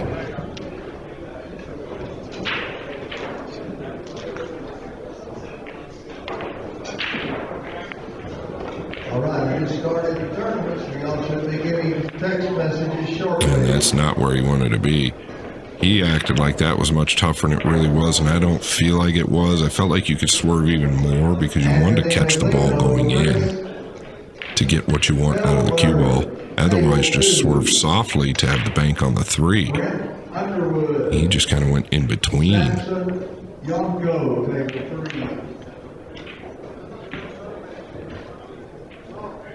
All right, is he looking at the 7, into the 10, into the 11, drawing back behind the 3? Or something along those lines. Better get protection behind the 3 here. If you don't get something down and leave Tony across corner, he will punish. I like this play. thought he was going to get him below the 3. Alex Lately, table 10. Yeah, Tony going to bank at the 13. I thought he was going to tuck him below the 3 there.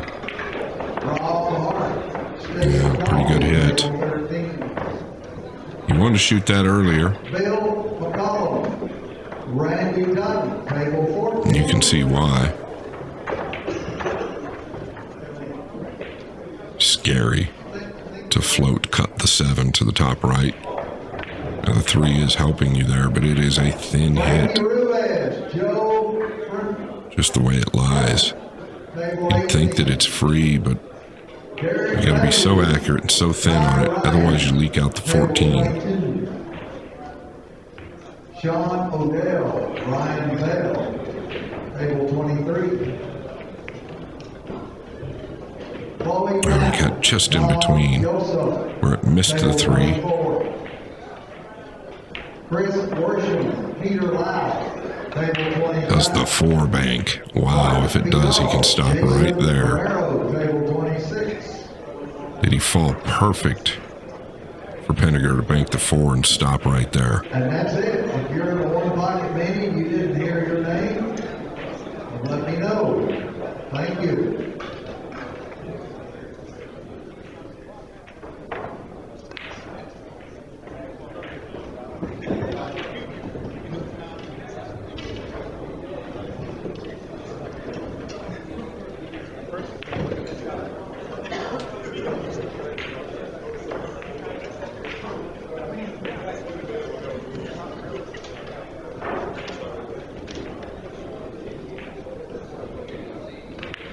Yeah, I believe he did. Wow.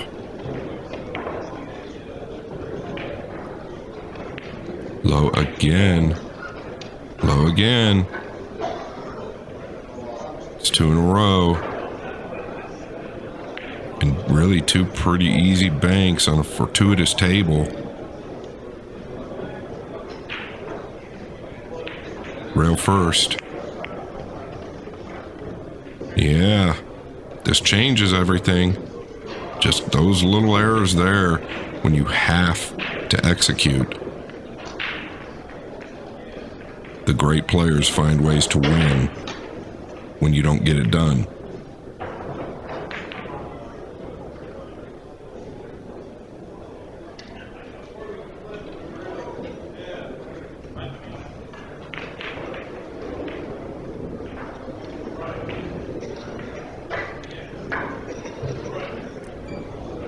This is big trouble, really. What do you do? Can you kick to the top side here?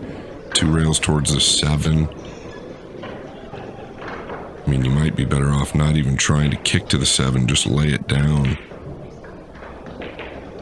Maybe towards the middle diamond, up there on the top right side, knowing you're going to leave maybe a carom to the 7, but what next for Tony? You could lose the game actually trying to get all the way down here to the 7.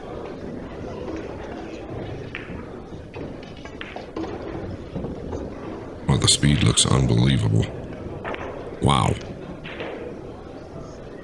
Wow. Great shot.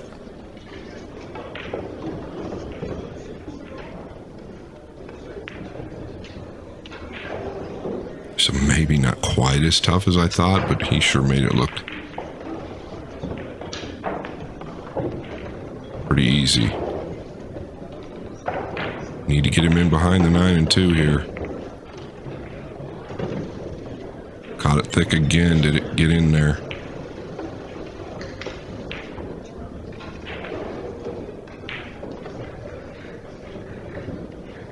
I think he's got a little breathing room to the 14 at worst.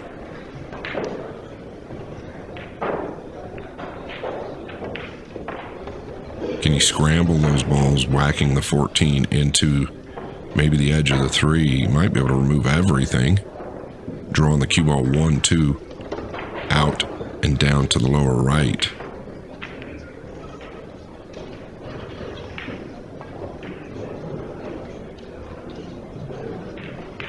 Just don't want to hang the 7 up for Tony if you shot that ball.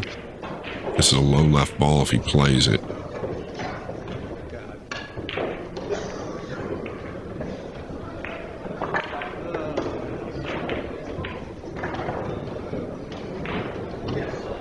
Wow.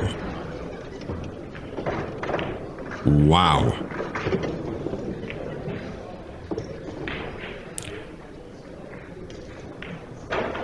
He scratched off the front point, past the side. Take a look. This always amazes us. How does this happen? It seems to happen a lot. And if he doesn't catch the point, I mean, I guess he's tracking towards the side, right? So that's a risk. But if that ball doesn't scratch, now he can remove the 7 and the 3. Once again, though, we can look back at the 2 straightforward banks he had that both probably win him the game. That was pretty cold-blooded.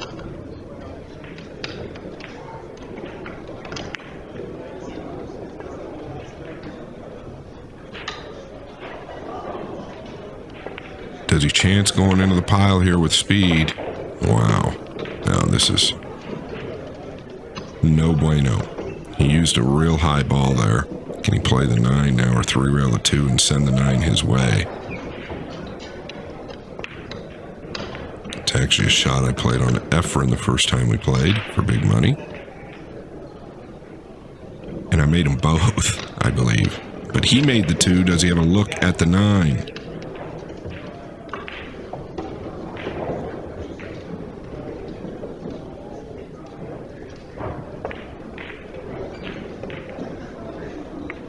Yes, he does.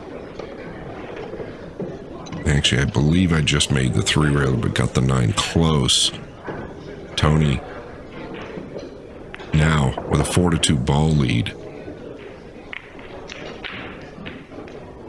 And just moments ago was really looking at losing the match.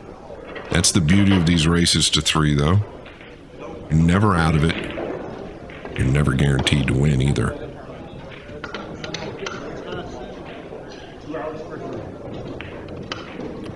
Did he owe 1? 1, 2, 3, 4, 5, 6, 7, 8, 9. Okay. Score is correct.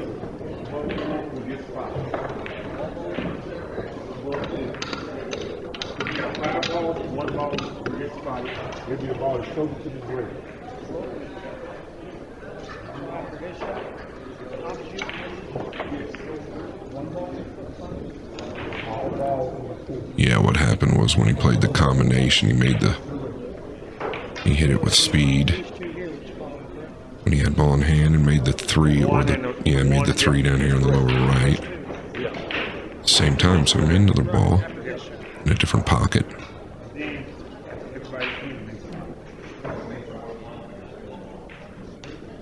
Pinegar really did pretty good right here.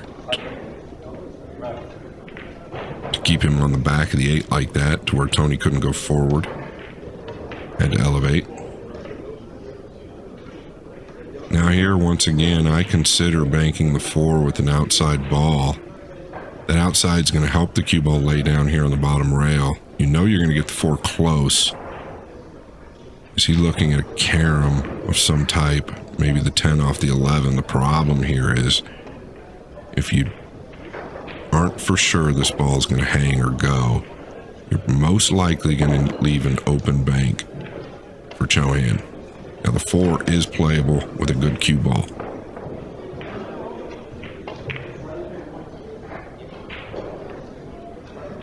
Yeah, you're going to leave some type of open look. Uh-oh, here comes the 7. Did he keep Tony off the 11? If so, Tony can just remove the 10.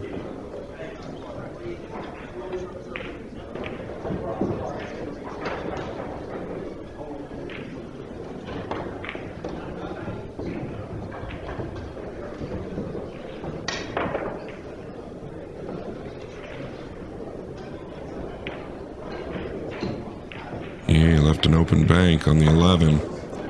Feel like he overlooked one there because the 10 wasn't for sure.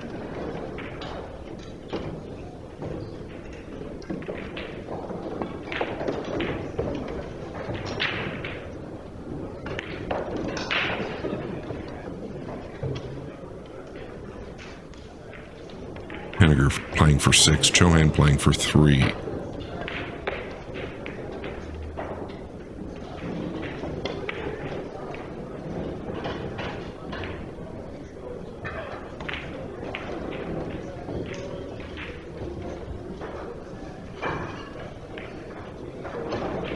great news is for Tony's camp is that it is his break next.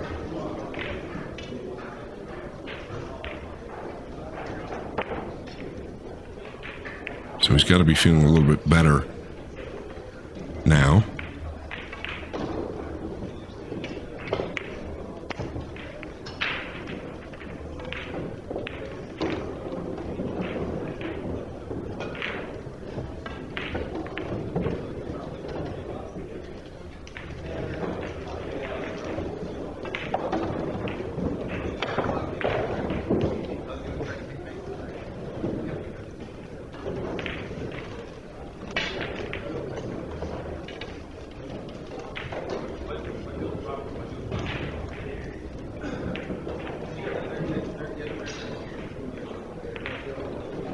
Yeah, I think this is pretty good. Just play the cue ball back up. Really nice cue ball there. It's always touchy when you're catching it that thin.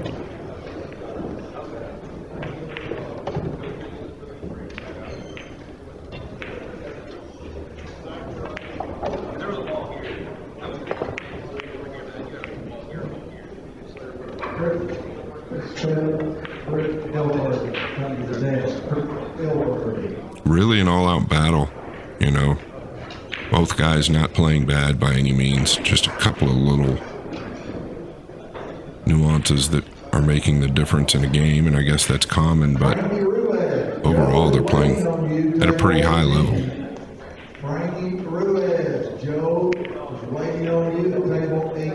I know a lot of people think when the balls get down here that it's boring, and I get it, right? It's slower paced, but what's really happening when these balls get down here is that it's a good sign that both players are keeping each other off the shot.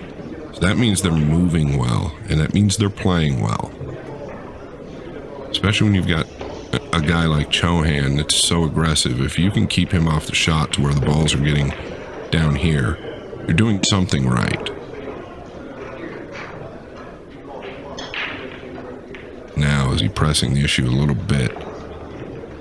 Because you don't believe he's going to get any type of... Yeah, okay. He's going to go with the 1. I think that's probably the play.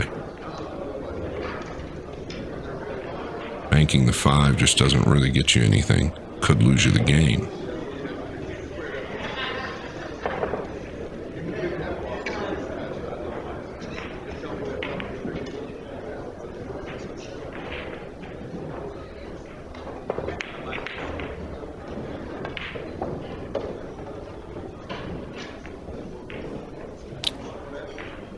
He'll be happy the 1 didn't fall. I think he kind of played it into the point, to be honest.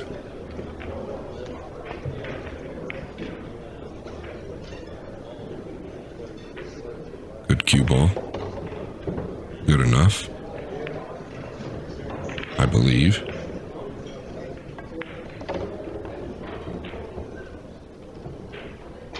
Can you chip the 5 2 rails below the 14 and 10 and just bring the cue ball back up? An option. He's looking at the 12.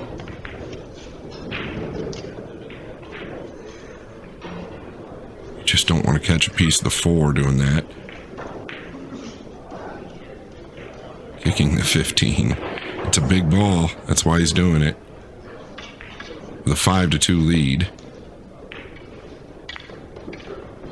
Yeah, it's a big ball, so he was aware. Just catch this right long rail first. Hard to sell out. Pretty clever. Catches it a hair better. Most likely makes it. Great awareness by Tony, recognizing that that ball's in such a big ball position.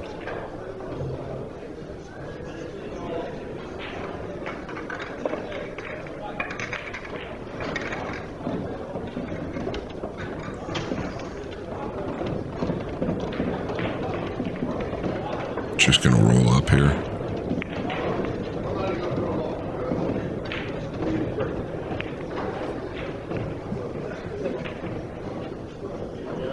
Okay. I can kind of see what's happening. I'm sure y'all can as well.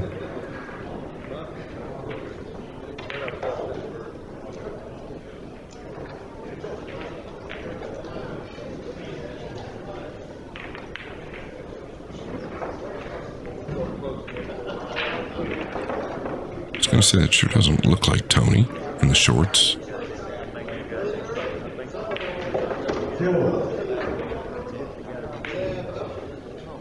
Oh, wanting to go to the 12. He must feel good about it. This is why my job is not as easy as people think. Because in these positions, it's very tough to call what's right, so I try to just call options. I think there's a risk to this. I don't think. I know there's a risk. Yeah. Can't fault him.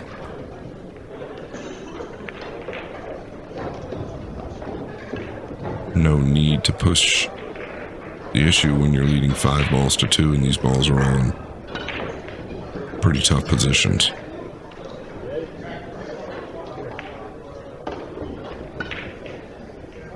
Tell you what, if the cue ball was a little more left, I'd consider 2-railing the 4 out of the lower right.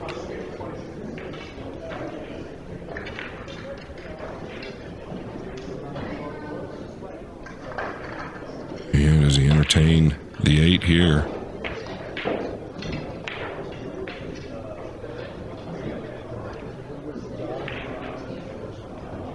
He was.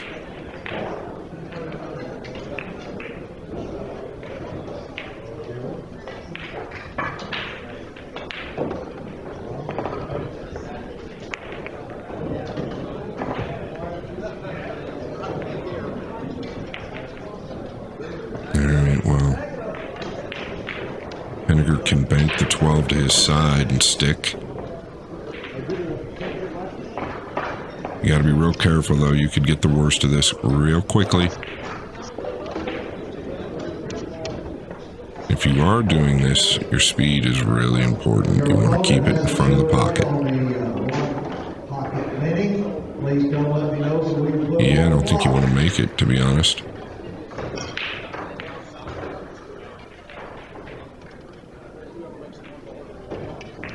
Can you see the 8? That's everything. Did he leave Tony the 8?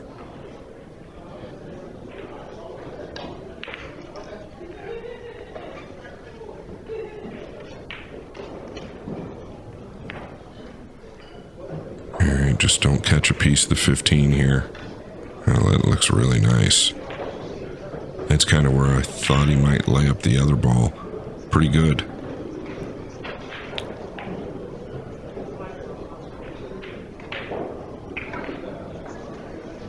Actually, very good.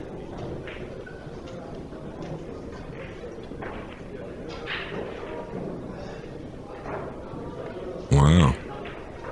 Looking to go this way. Gonna try and draw. You got there. Bobby Emmons. Bobby Emmons on the clock for table 12. Well, we know he can cross the 8, but he is on the rail. And it's extremely thin. A lot of distance. Almost don't even want to cross it to make it. You'd rather catch the 8 a little thicker to ensure the cue ball. Wow. I don't feel like the 10 is in a big ball position to where you can kind of hit it bad and still get it down.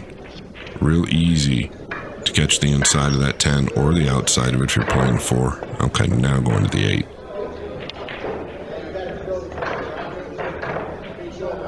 He's gotten away with it big time. But see, that's kind of what I was talking about. Did you see how quick he got down on the ball and pulled the trigger?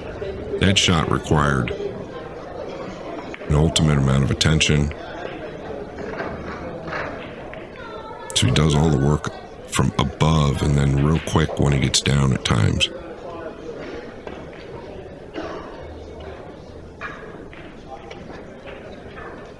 He can back swerve this bank again with position.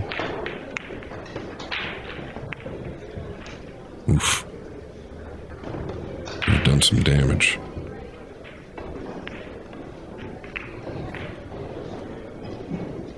Felt like he hit it pretty firm. A little easier with an outside ball allows that 10 to really turn.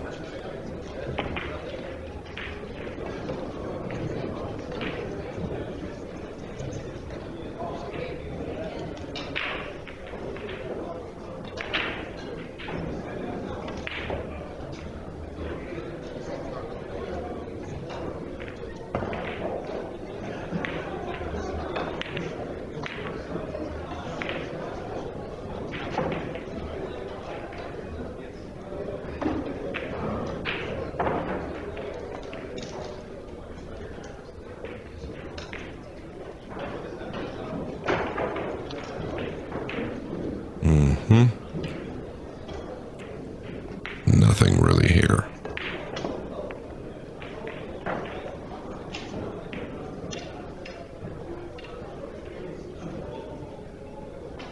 Chipping off the 8.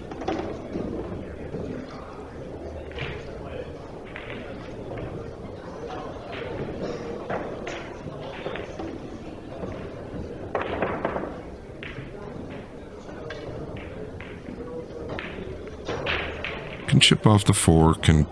Yeah, I think the 4 is probably the play. Maybe off the 15. Well, I felt like if you hit it like that, the 5 could go. Watch. My goodness. Living on the edge. Of course, that's what T-Rex does.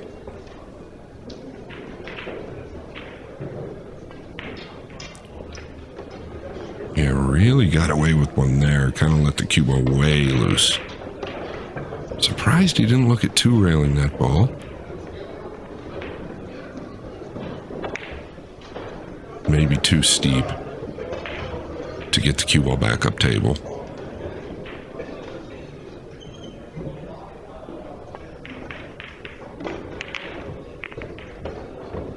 Wow. Okay. Good cue ball. 14 got a collision, otherwise it was coming back around to Pinegar's side.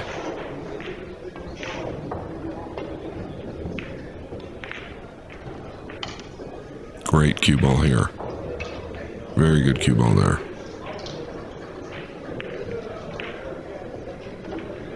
Tony quickly off the 15. Just leave him flat. Just below the right side.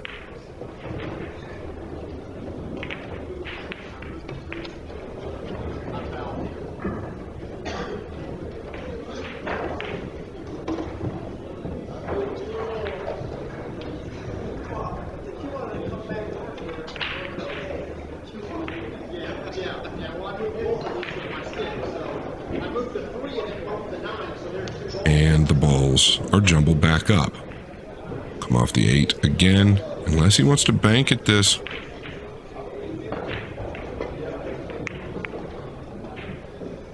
Yeah, he's had enough of the tic-tac-toe.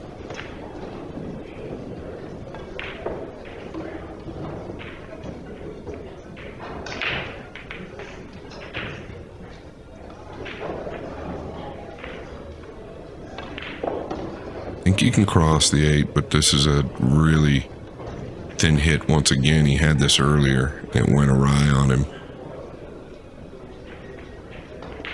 Extreme inside ball, I believe. And thin, so you've got to be real accurate with the cue ball. Both sides of the room.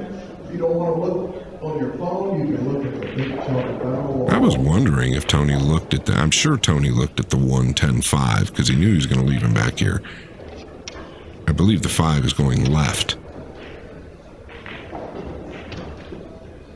I don't think you can bet the game on that. You got to play the 8. Swing is real quick right now. The hit was real good.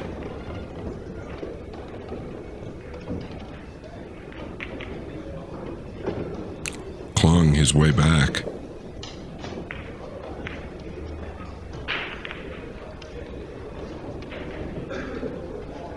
Is the cross on the 4 not there? Yeah, he's just tough to read at times. Just thin.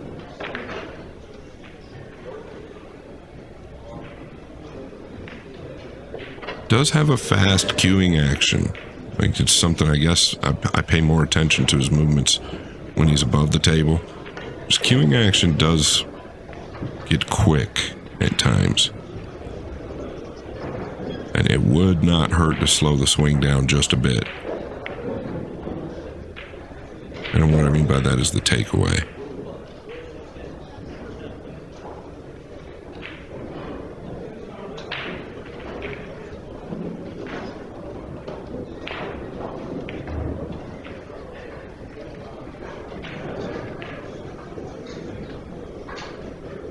Doing a great job with the cue ball.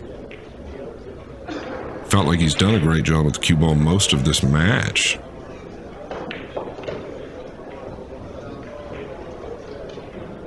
I think he's banking at it. 2 rails in behind the 14. Wow. Wow. This is what he does. And that was a huge bank right there. Gives him a little breathing room.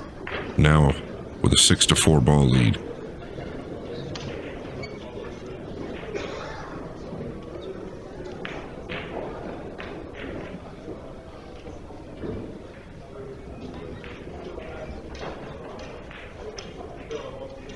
Tricky.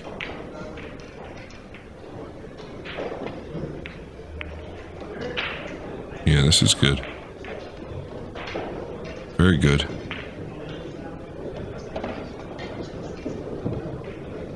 He's making Tony earn it.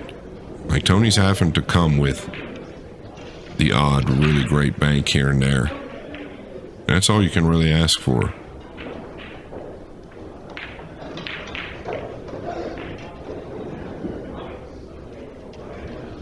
Well, I can tell you there's about 100 great players that'll bank at this 14 because the cue ball will back and forth. I don't believe the kiss is in the way.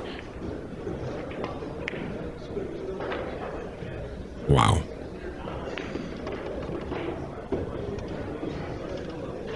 I meant 1 rail, not 2 rails.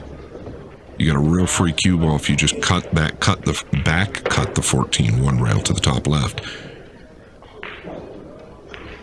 So he tried to stun forward and just kind of lost it down the lower right. Take another look. Yeah, I mean, really tough line here to go forward.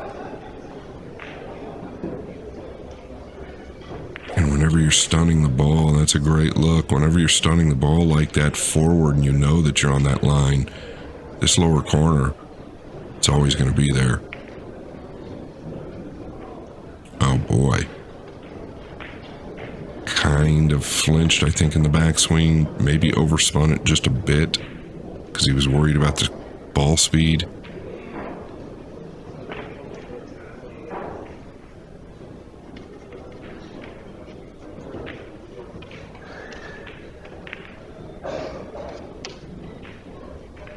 He's acting like the 14 does cross above the 8. Just don't catch it too thick. Well, he didn't do that.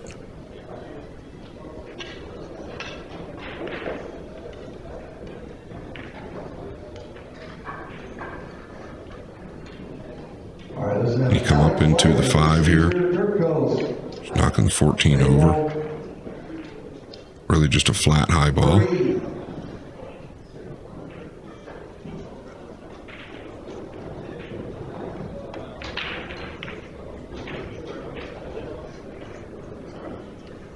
Yeah, I think he'd have liked to have come towards the 5 a little bit more there, but neither here nor there. Did a great job.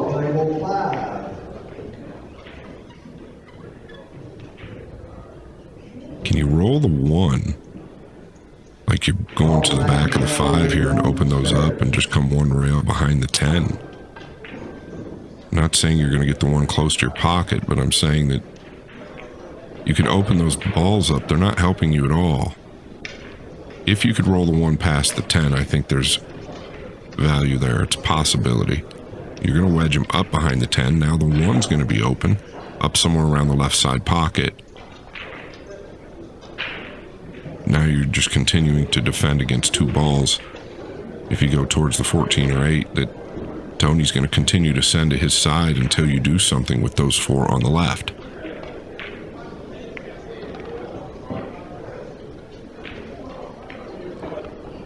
Big trouble. El Sweepo. We are tied up at 2 games apiece. T-Rex to break. What is the discussion here?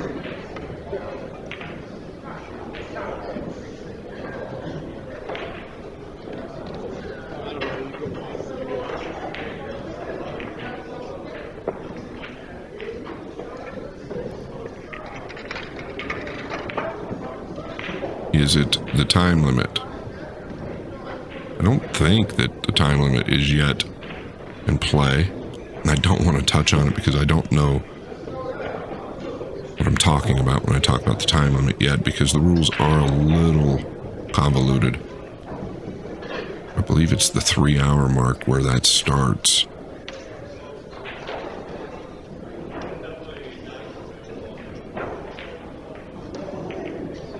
Hill.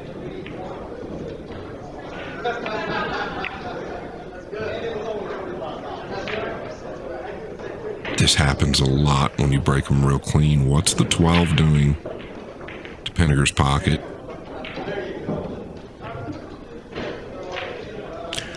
Oftentimes you can catch them clean and that 1 and 13 will glue together. When that happens, it's not good because you can do a lot now with the stack. Like he could, if he wanted to take a chance, he could bank the 9 towards maybe the 5 and just punch and try and send everything his way. Now you're gambling a little bit.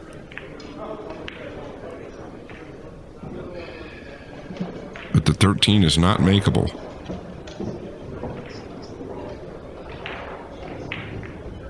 If you do anything real passive, then it's just going to get worse. So you have to gamble almost. I think you've got to pound the 9.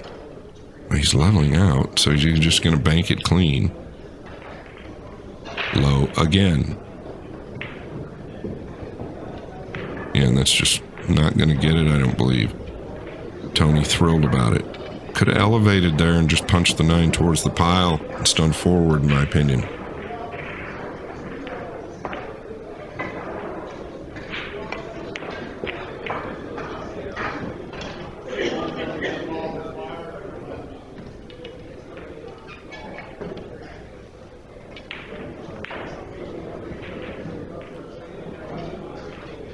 Tony making some pretty weird hand gestures there.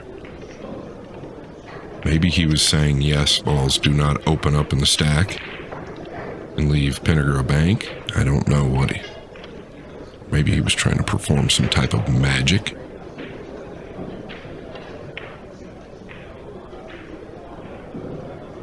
Pretty good. Pretty good with the cue ball. Can't kick this over. It's a little dangerous.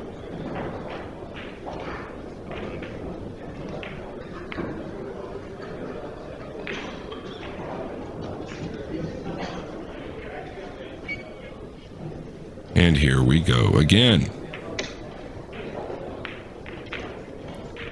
Is he trying to force the issue?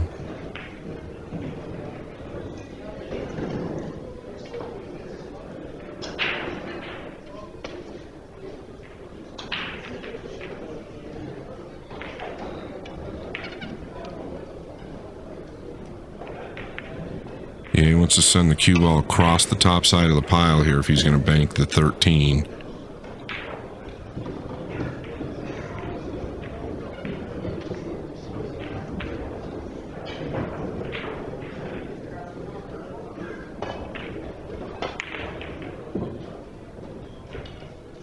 Got it too heavy. Really just playing the cue ball there.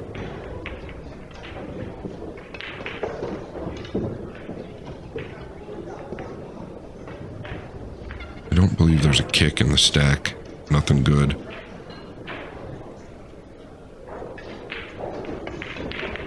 Do you think he can... He's looking at it. That's what I was looking at. Can he kick to the top side of the 12 and wedge him up somehow? But I don't think it's really there. You can shoot straight onto the 12 and draw back. No risk of selling anything out that I see.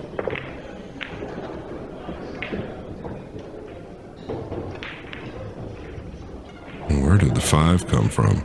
I don't think he can get to it.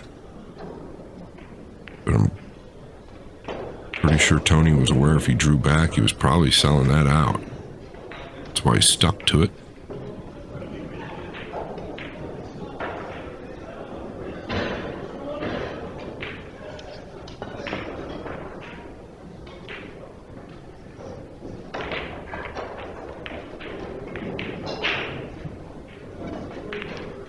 Yeah, I really wanted to tuck him underneath the 5. Still pretty good. Michael, help. anybody's game right here. Table 10. I've commentated a lot of one pocket, and I'll tell you what, this has really been a good match. I love the strategy that's been involved in this match. It's okay if you chip this and just get back up table there. Yeah, it's okay.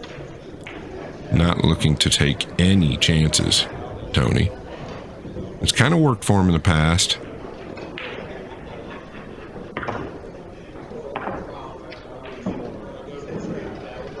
Ghost to the desk. Ghost to the desk.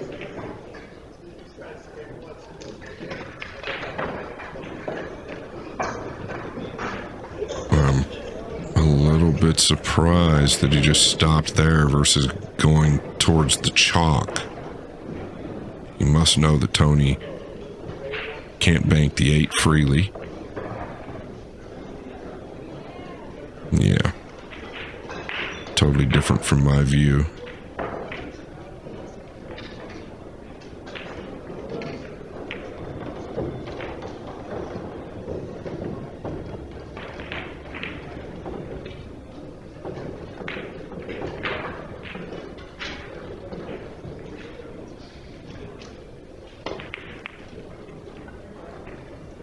And upstream we are going. Great cue ball.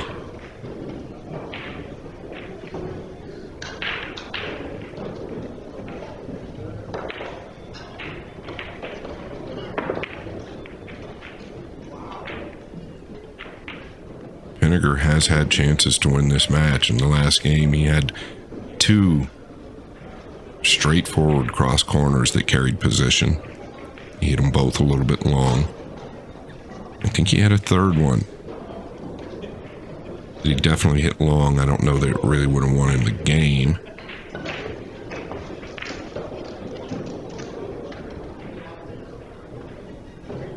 Oh, look at these balls. My goodness gracious.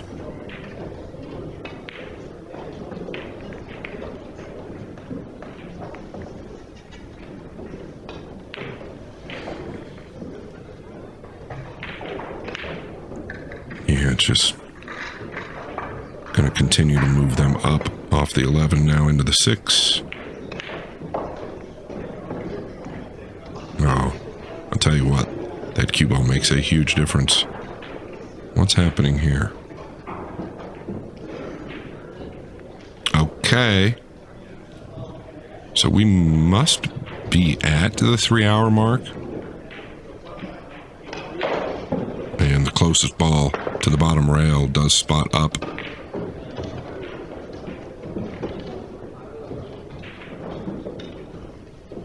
And I apologize, guys, but at some point, so now I think even though the 7 comes up, well, the 7 has to come up. Does this guy know that? Okay. So at some point now, it will come down to whoever has the ball lead when time runs out. Now, I think there's quite a bit of time until that happens, but I'm not exactly certain what time that is. And I'll try to get some information on that for everyone. But they have moved into the time frame where the lowest ball, for a certain amount of balls. But once again, now why isn't the 11 moving? So why would he have moved the 3 if the 7 was going to come up? I don't know if he recognized that. I'm talking about the ref. I'll get some information on the rules as far as the time constraints.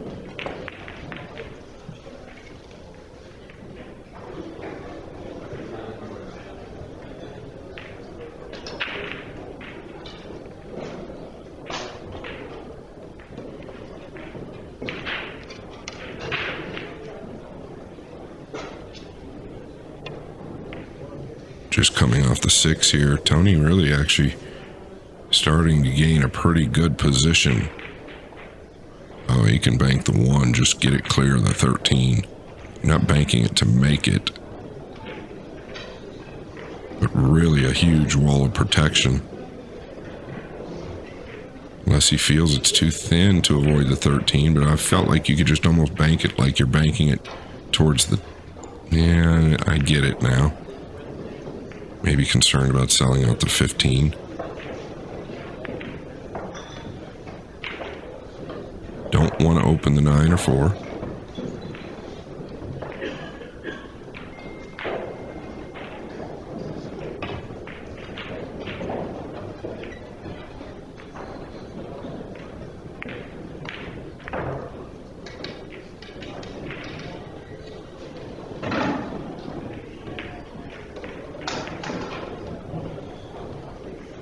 Yeah, so I think after 2 hours,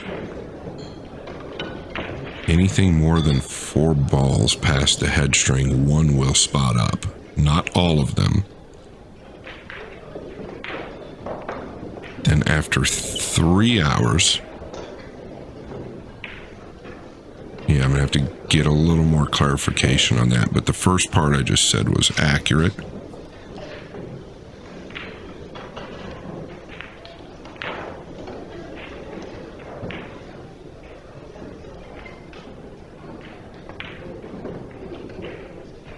Anything more than 2 balls, or after 3 hours, anything more than 2 balls past the head string, or more than, one ball will continue to spot. It's a little convoluted. The refs are clear with the players as to how that works. For me, personally, I think this rule needs to change. You can make it very cut and dry. Grady Matthews used to have a rule, and he had very successful tournaments.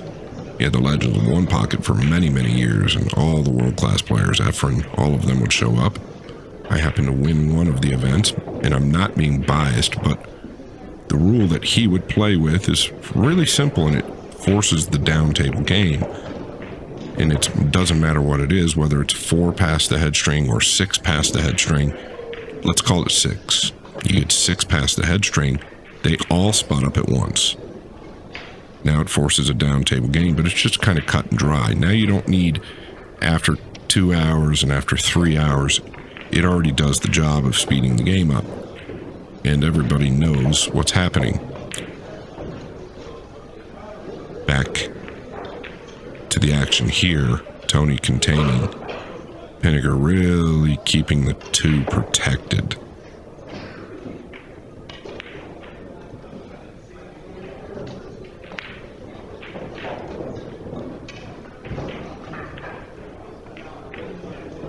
Easy looking to come across the top of the 2 off the 3. Boy, it looks dangerous. You do not want that cue ball going through the 3 at all. You will catch the 2.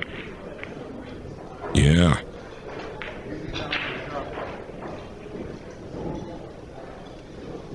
Big error there. Just felt like you were always kind of going towards the 2 unless you put some type of outside on it to deflect the cue ball.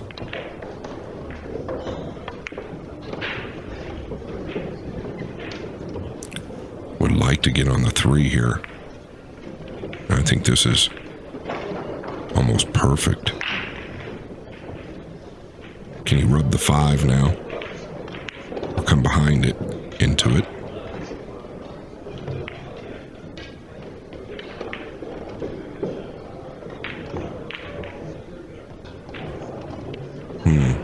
Is he steeper than I think? I don't think there's much. Yeah, I think he's got to shoot the 14 here. I really feel like that.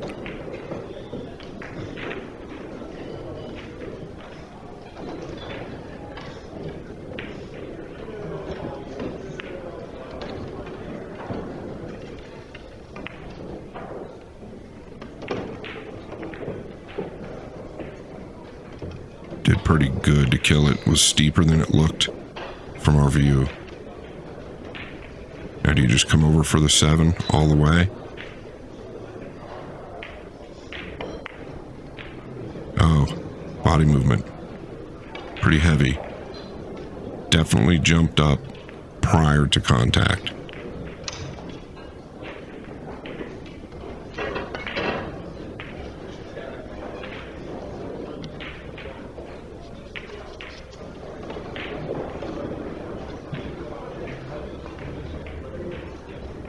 Well, you can cross this with a high left ball. Just come below the left side or above the left side with no risk of selling out.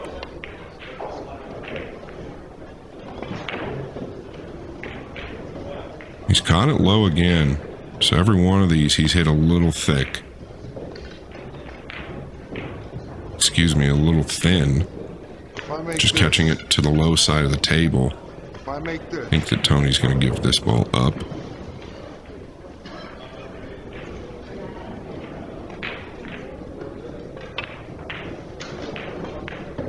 And what a grind this match has been.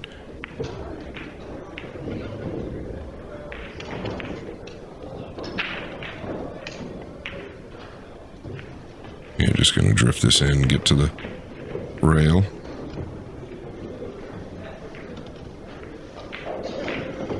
All right, Felix Luna, Neil Jacobs, table 12.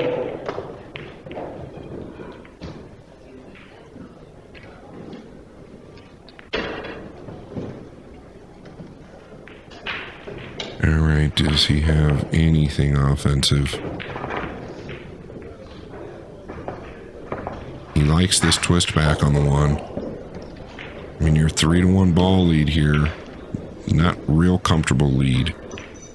Just don't want to catch any of the 6 or the 12. Yeah, the 6 or the 10, excuse me, I couldn't tell. Wow. Oh, double wow. He's flicked the 13 into the lower right. That's going to come up.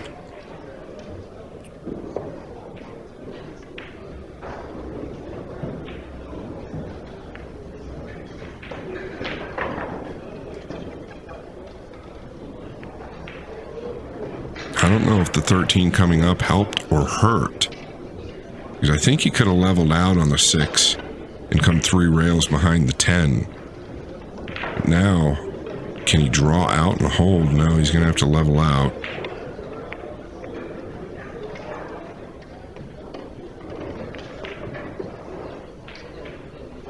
Oh my. It is a game of inches. I felt like he hit that very, very good. 6 just trickled in. I believe the cue ball just kind of creeped a little far on top of this ball. It's too thin. All right.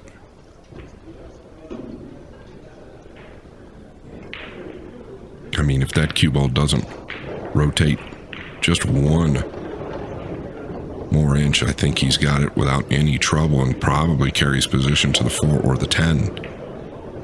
If he shoots this, he's going to have a hot cue ball. Most likely. I don't think he can dig into this with a low outside ball or even a low inside.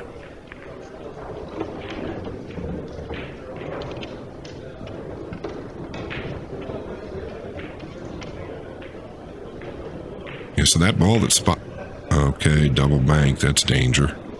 That ball that spotted up actually hurt him.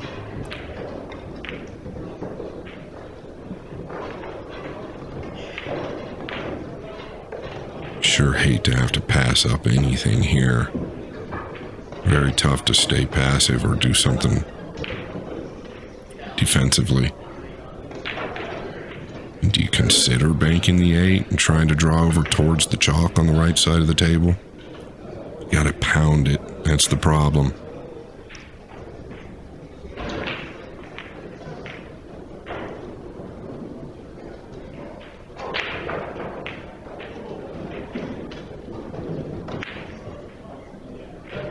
Now is he looking at the 4? I don't think so. I think he's looking at where he's going to leave the cue ball.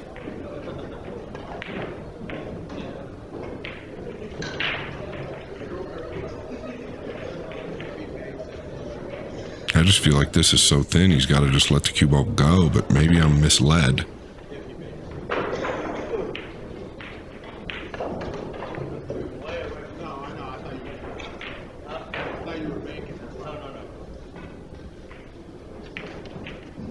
Tony thought he was going to two-rail it, so he just wanted the guy to watch the hit, which is reasonable. Concerned about a double hit. Pinegar going to cut at this ball. Can't fault him for it. Just hard to tell how thin it really is.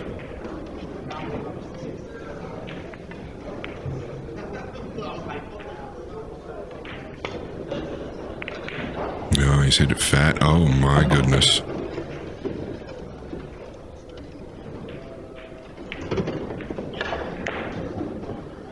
Yeah, that was extremely thin, the cut there.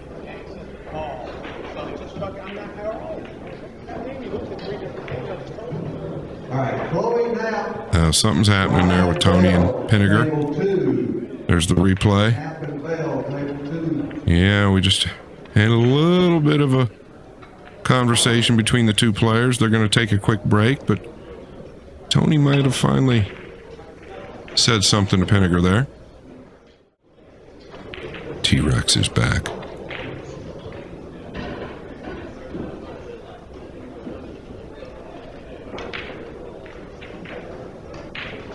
No one likes a nit.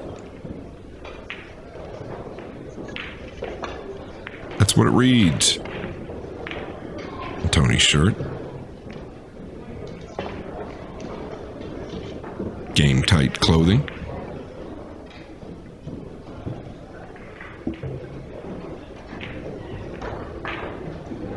Just don't get too quick here. Cinch it if you have to, but float over for the 6.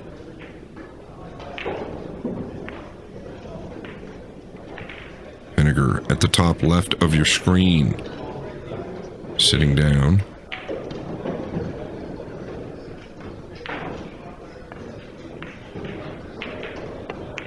Bell and now. Yeah, he really did cinch it. Felt like it looked like he left himself straight in with ball in hand almost.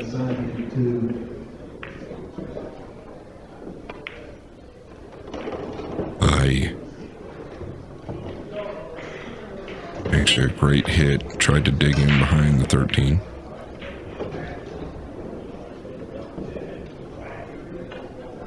Will be interesting to see how the rest of this plays out.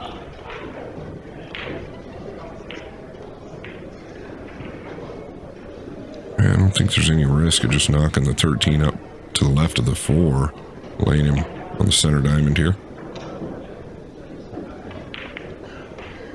Yeah, this is fine.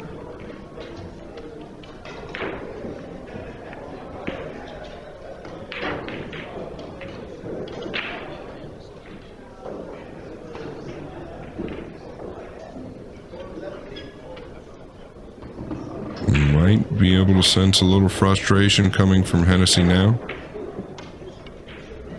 I like what he's doing, though. You gotta settle yourself. You're still in this match.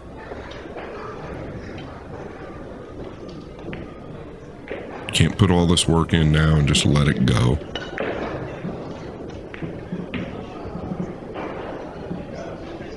What about rolling to the 11? I don't think you can be too concerned about leaving Tony the 15. You've got to take some chances at this point. Not going to keep him off of everything.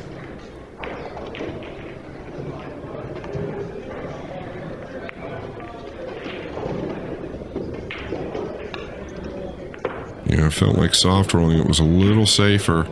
Tony might be able to cut this 12 and use the 8. He said no thank you. I'm not going to risk it. Can't blame him at all.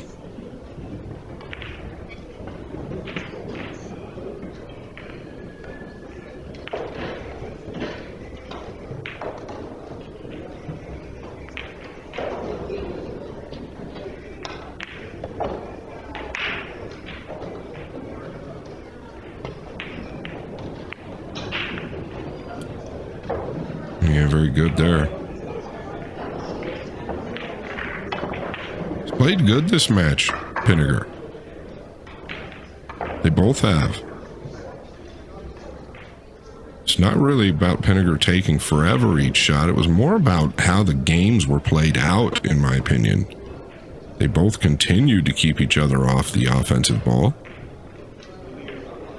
And that's how the game is supposed to be played, right? If you're playing that good to keep each other off the offense, then good on you.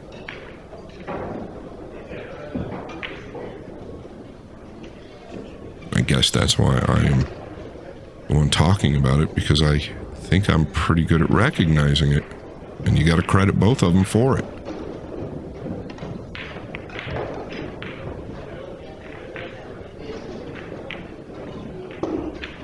Another good cue ball. And this one's a little different now. I don't know if there's just an easy escape. Might just float the 15 to the bottom rail.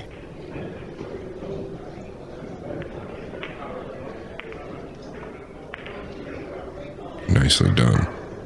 Using the 9 to stop the cue ball.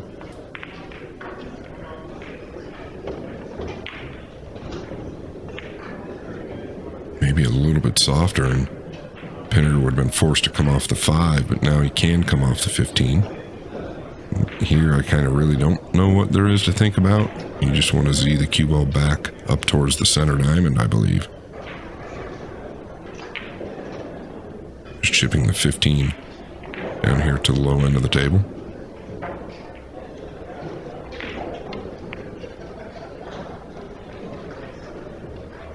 Yeah, cue ball much more important there than the object ball. Makes a world of difference for Tony to be able to get into all the cue ball here. Okay, the 15. I don't quite gather when it's coming up and when it's not. I guess maybe, yeah, there's 4 past the head string, so it must come up after Tony shoots. I apologize. It's just a little complicated. Great cue ball there. Okay.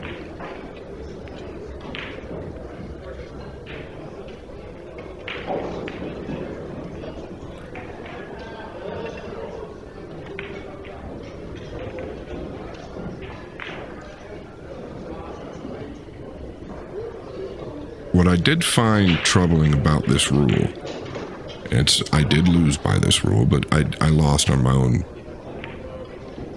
faults, right? I didn't play great. Pius Labutus beat me at this rule. But what happened was that we both continued to just defend against the bottom of the 15, or the ball that spots. So in essence, it made the game longer. And that's just really kind of the only reason that I feel like it's tough, because you can tend to want to defend behind the single ball that's spotting up. And it can create a longer game and kind of almost like a stalemate, because you're just going to keep the cue ball up there when this is happening. Neither one of you are wanting to take a chance at another ball spotting up. So, like this. So now, of course, it's just going to be drawing the cue ball back up to where it's at now. And that's, I know that something needs to be done, but I think that if there's 4 to 6 behind the head string, they all come up at once. If you know that going forward, then there's actually some creative ways you can play it. But you can't guard against a naked ball coming up on the spot. So you have to just keep the cue ball below it.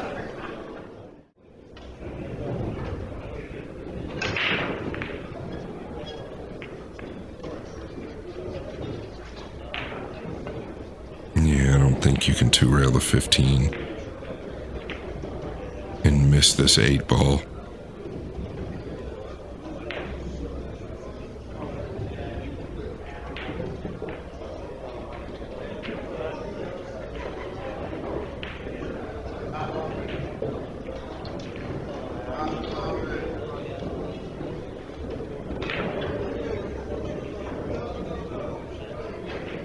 Here we go again, elevating.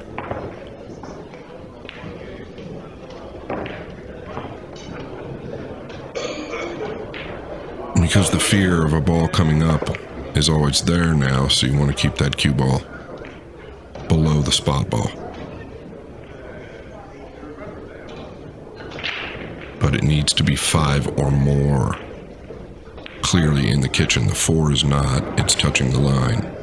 So that would be considered out. Once again, you're going to be scared that a ball will spot, so you're just not going to take any chances like, yeah, now a ball will spot. That's why he's kept the cue ball low. He did take a 2-rail chance, but the 15 will spot up now.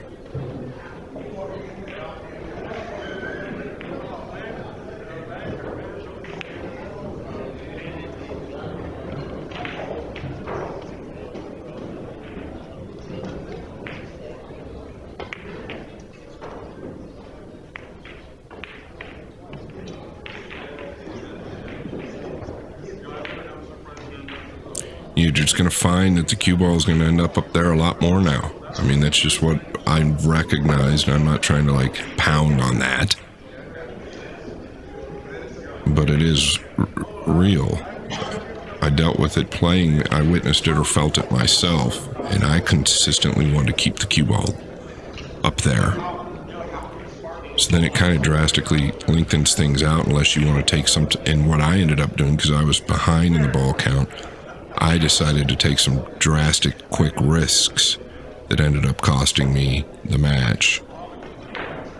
And it was all on me, but it just gets you this sense that you don't want to leave the cue ball up table.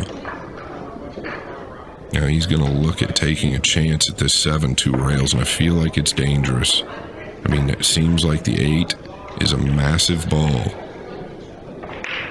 to get the 7 past.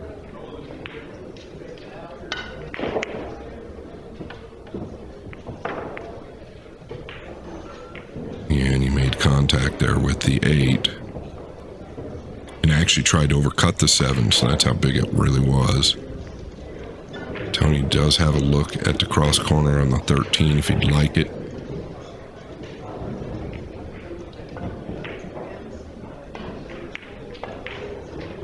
And just playing the ball lead now.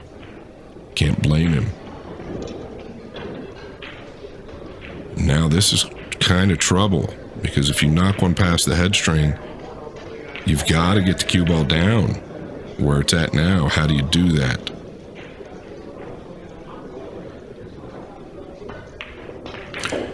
You might just end up here bunting the 7, to be honest. I think that's your easiest escape. Just bunt the 7 towards the rail, but then do you leave the 15 for Tony straight back?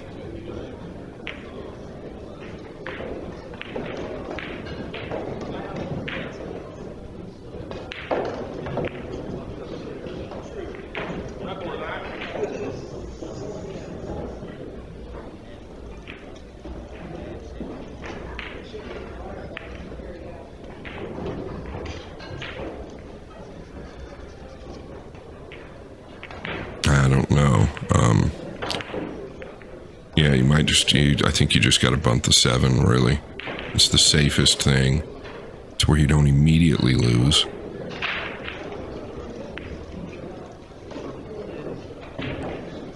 Pretty smart by Tony to just 2-rail that ball around versus try to force the issue and cross it to his pocket. Okay. Yeah, really...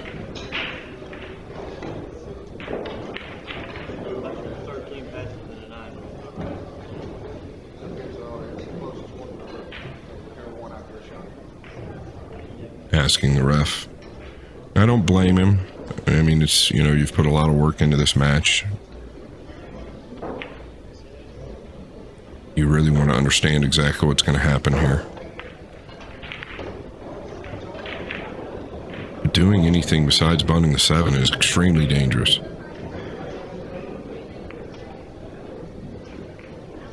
Did he cut him off from the 15?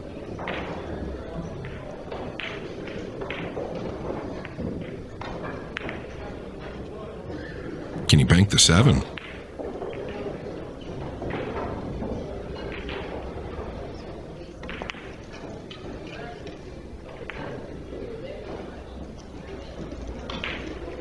Great cue ball. Great cue ball. Now you're going to put him down. Tony can two-rail the 7.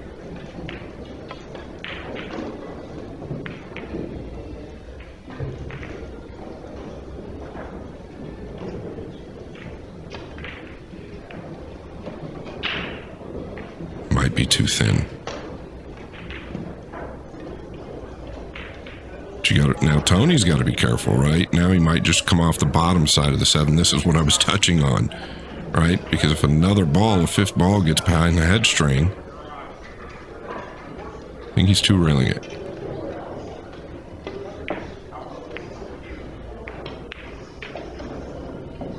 Yes, sir.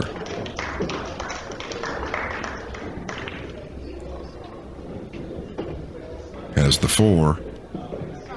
Is he worried about the corner? If so, he's got the 1, but I feel like the scratch is not there, or not even close, and he's got the 1 as protection.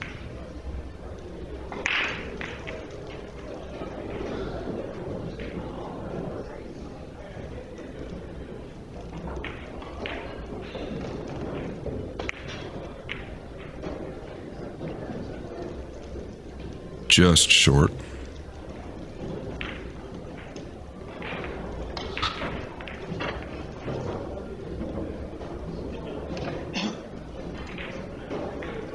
And here we go with the spot ball. Danger all along.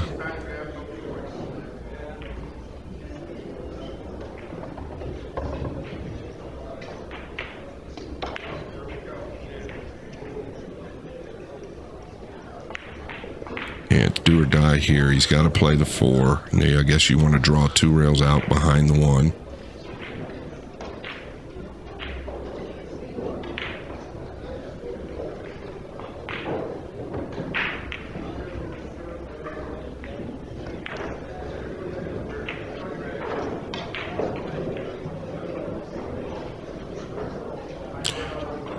Yeah, it's just really all about commitment here. I think you just draw below the 1, punch 2 rails out, try to catch the backside of the 1. Tony did not think about that ball spotting up, I don't think.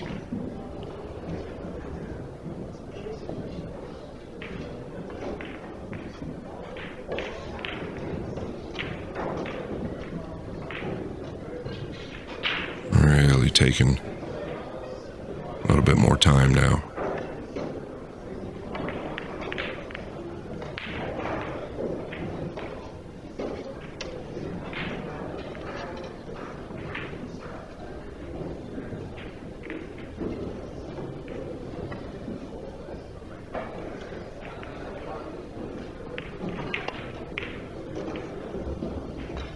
And he's overcut it. He didn't even really stun that ball. And look at how this is finished. He's got a 2 rail on a 5.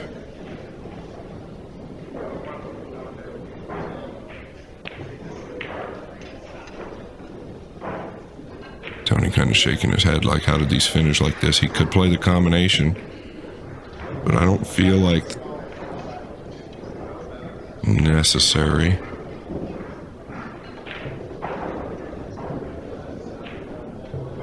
And this is a game winner if you can get it down, or a match winner.